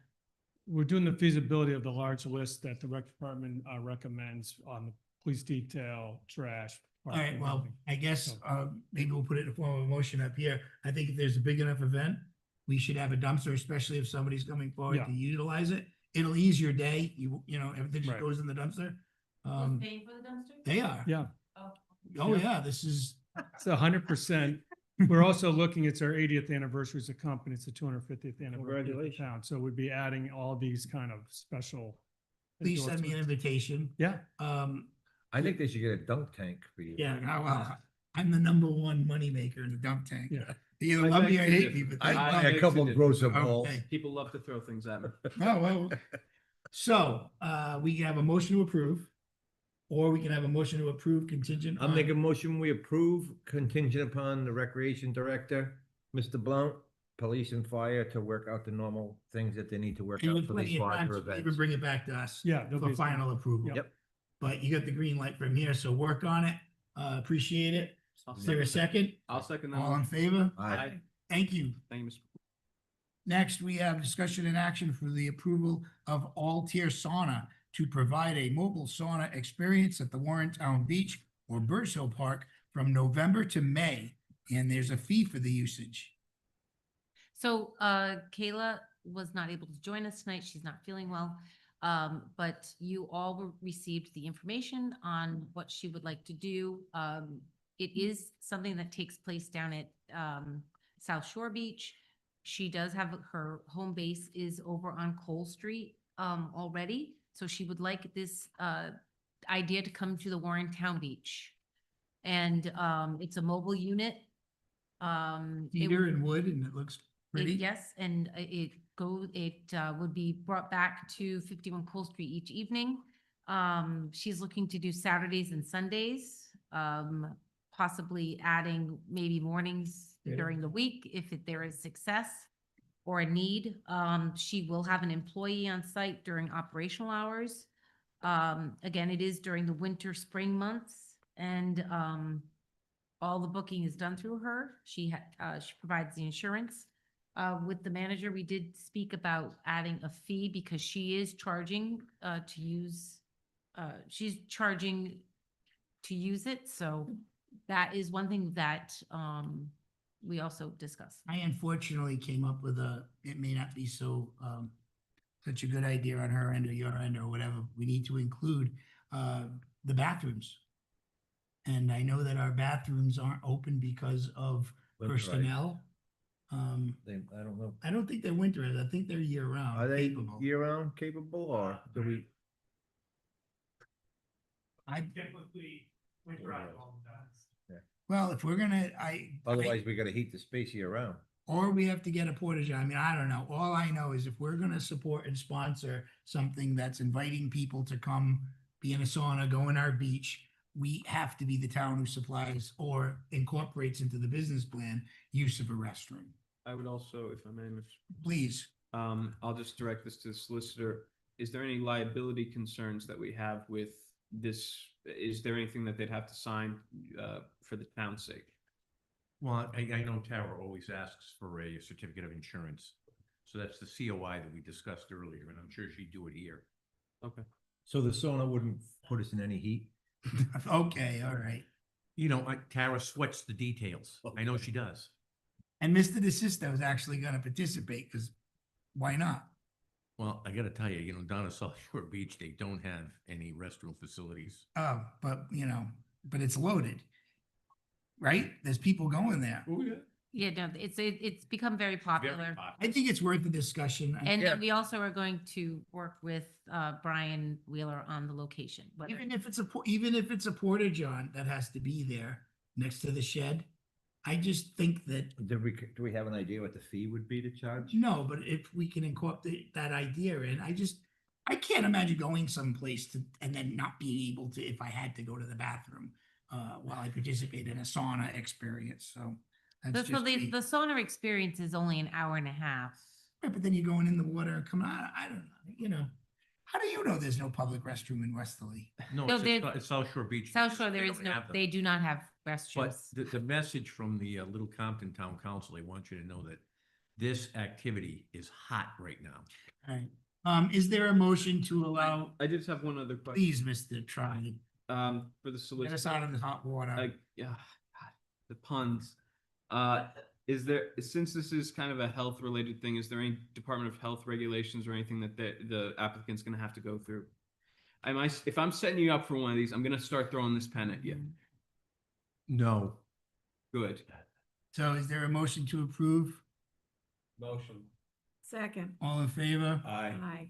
And next we have discussion and action to begin Monday, November 10th meeting of the town council at 6 PM. And everybody remember, second Tuesday is Veterans Day. So our meeting is on Monday and it'll start at 6. Can I have a motion to that effect? Motion. Second. All in favor? Aye. Can I have a motion to adjourn? Want to read that into the record? Oh, no, thank you, Mr. Tiff. You're always thinking this thing. So, honorable members of the Warren Town Council, request for a traffic impact study and compliance review prior to ordinance amendment, Medicum Avenue and Market Street corridors. Honorable members of the council, I respectfully submit this letter for inclusion in the public record regarding any proposed ordinance change that may alter or affect traffic conditions within the Medicum Avenue and Market Street corridors. I urge the council to require a comprehensive independent traffic impact study prior to approving any such change. Traffic within these corridors is already operating at or near maximum capacity during peak hours. Any additional development, zoning amendment, or land use modification without a proper engineering study risks worsening congestion, compromising emergency vehicle access, and increasing the likelihood of vehicular and pedestrian accidents. As a condition of any future approval, it is recommended that the council confirm that all traffic control devices, signalized intersections, and roadway timing systems in the affected areas are fully operational, properly synchronized, and capable of managing both existing and projected volumes.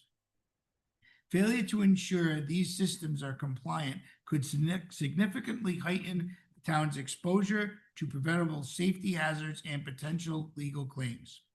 Applicable standards and regulatory requirements in accordance with RIDOT, the U.S. Department of Transportation, and Federal Highway Administration guidelines as defined in the Manual on Uniform Traffic Control Devices. Any modification, impact, roadway configuration, or signal timing must be supported by a formal engineering and safety analysis. Additionally, both NFPA Fire Code, NFPA 114.1 Standard for Fire Protection Infrastructure for Land Development require that intersections and roadway systems be maintained in a manner that ensures unobstructed emergency response access. Any ordinance amendment affecting these corridors without proper evaluation could be inconsistent with these recognized public safety standards. Leash. The public duty doctrine affords municipalities protection for discretionary acts. Rhode Island case law makes clear that such protection is not absolute. Liability may arise where a municipality acts with disregard for known hazards or fails to comply with statutory or engineering standards. Hudson versus City of Providence, RI 2003, municipal immunity does not apply when a city ignores documented safety risks or fails to meet established engineering standards. Knudsen versus Hall, 490, RI 1985, failure to maintain proper signage and sightlines may result in liability if statutory or standard safety requirements are disregarded. Togman versus City of Providence reinforces that discretionary immunity depends on whether actions were taken with due care and consistent with accepted safety standards. Accordingly, proceeding with an ordinance change in the absence of a documented traffic study could be construed as egregious indifference to known congestion and safety risks, potentially weakening the town's protection under the public duty doctrine and exposing it to liability under RI General Law 931-1, RI Government Tort Liability Act. Conclusion and requested actions. For these reasons, it is respectfully requested that the town council defer any ordinance amendment affecting the Medicum Avenue or Market Street corridors until a qualified independent traffic impact study is completed and publicly reviewed. Verify compliance with all relevant traffic control systems with DOT, MUTCD, and NFPA standards, and obtain legal review with the town solicitor regarding potential exposure under Rhode Island case law and applicable statutory provisions. This action will ensure the town acts responsibly, protects the safety of residents and visitors, and maintains compliance with established engineering and legal standards. Thank you for your consideration and for your ongoing dedication to the welfare and safety of our community. Respectfully submitted, Stephen P. Calenda, 20 Parker Avenue, Warren, Rhode Island.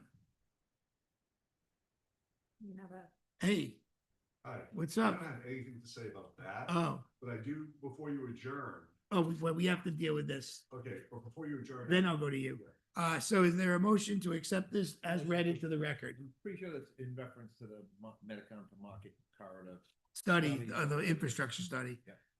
Second? All in favor? Aye. And Mr. Core, please, Before, please come to the microphone, state your name and your, hi. Hi, Jim Core, There 82 you go. Market Street. It's official. Wanted to add a comment about rescheduling the November meeting. You've moved it from Tuesday to Monday. Correct. Might you consider moving it to Wednesday? That would allow members of the council, staff, and members of the public that perhaps would take a mini vacation and be away for that long weekend to be able to do that and still participate in civic business if the meeting was on Wednesday instead of Monday. We could ask the solicitor and we could ask the makers of the motion. I mean, not solicitor. Over. The clerk. So, Ms. Speroni, how do you think that request sounds?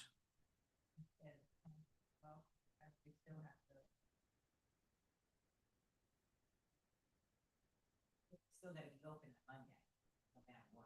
But it would free us up from having the council meeting. Now, what's the 6 o'clock stop? Oh, because we have all the licenses. Licenses. So, we have new hours. Is that correct? So Monday, we're open anyway, and we're open in the evening because we're trying 6 months of a trial period. So other than getting rid of the council meeting, Tuesday to is a the, late day for the. right, but that's the holiday. So Is there any other event scheduled for the council chamber on the Wednesday? Check. Okay. Matt, do you have anything on that Wednesday? I mean, it's a good question, but the employees are gonna be here Can I? anyway. I've got- We don't care. I have one thing to say, though. You know, November is your traditional renewal of the licenses. Right. If there's difficulties for licensees, their licenses lapse at the end of November. Right. Well, we're changing it anyway. It's not the Tuesday that they. But it would I be understand Wednesday it does- instead of, Is, you're going on Monday, that gives them an extra day essentially, to fix whatever problems they have. Please take that into If we consideration. go on Wednesday, it gives them an extra day. No, takes away a day. if it was No, 'cause if ordinarily the on. meeting's on Monday or the meeting's on Wednesday, you've got Tuesday in the middle that they have to fix their prep. I know I'm not going anywhere. I'm gonna be at a Veterans Day ceremony and I'll be here on Monday. It's a good point. And how does the, what, I mean, You want me to just look into it to make sure that nothing else going on? yeah, but then we wouldn't officially be able So to. we, to I do can it.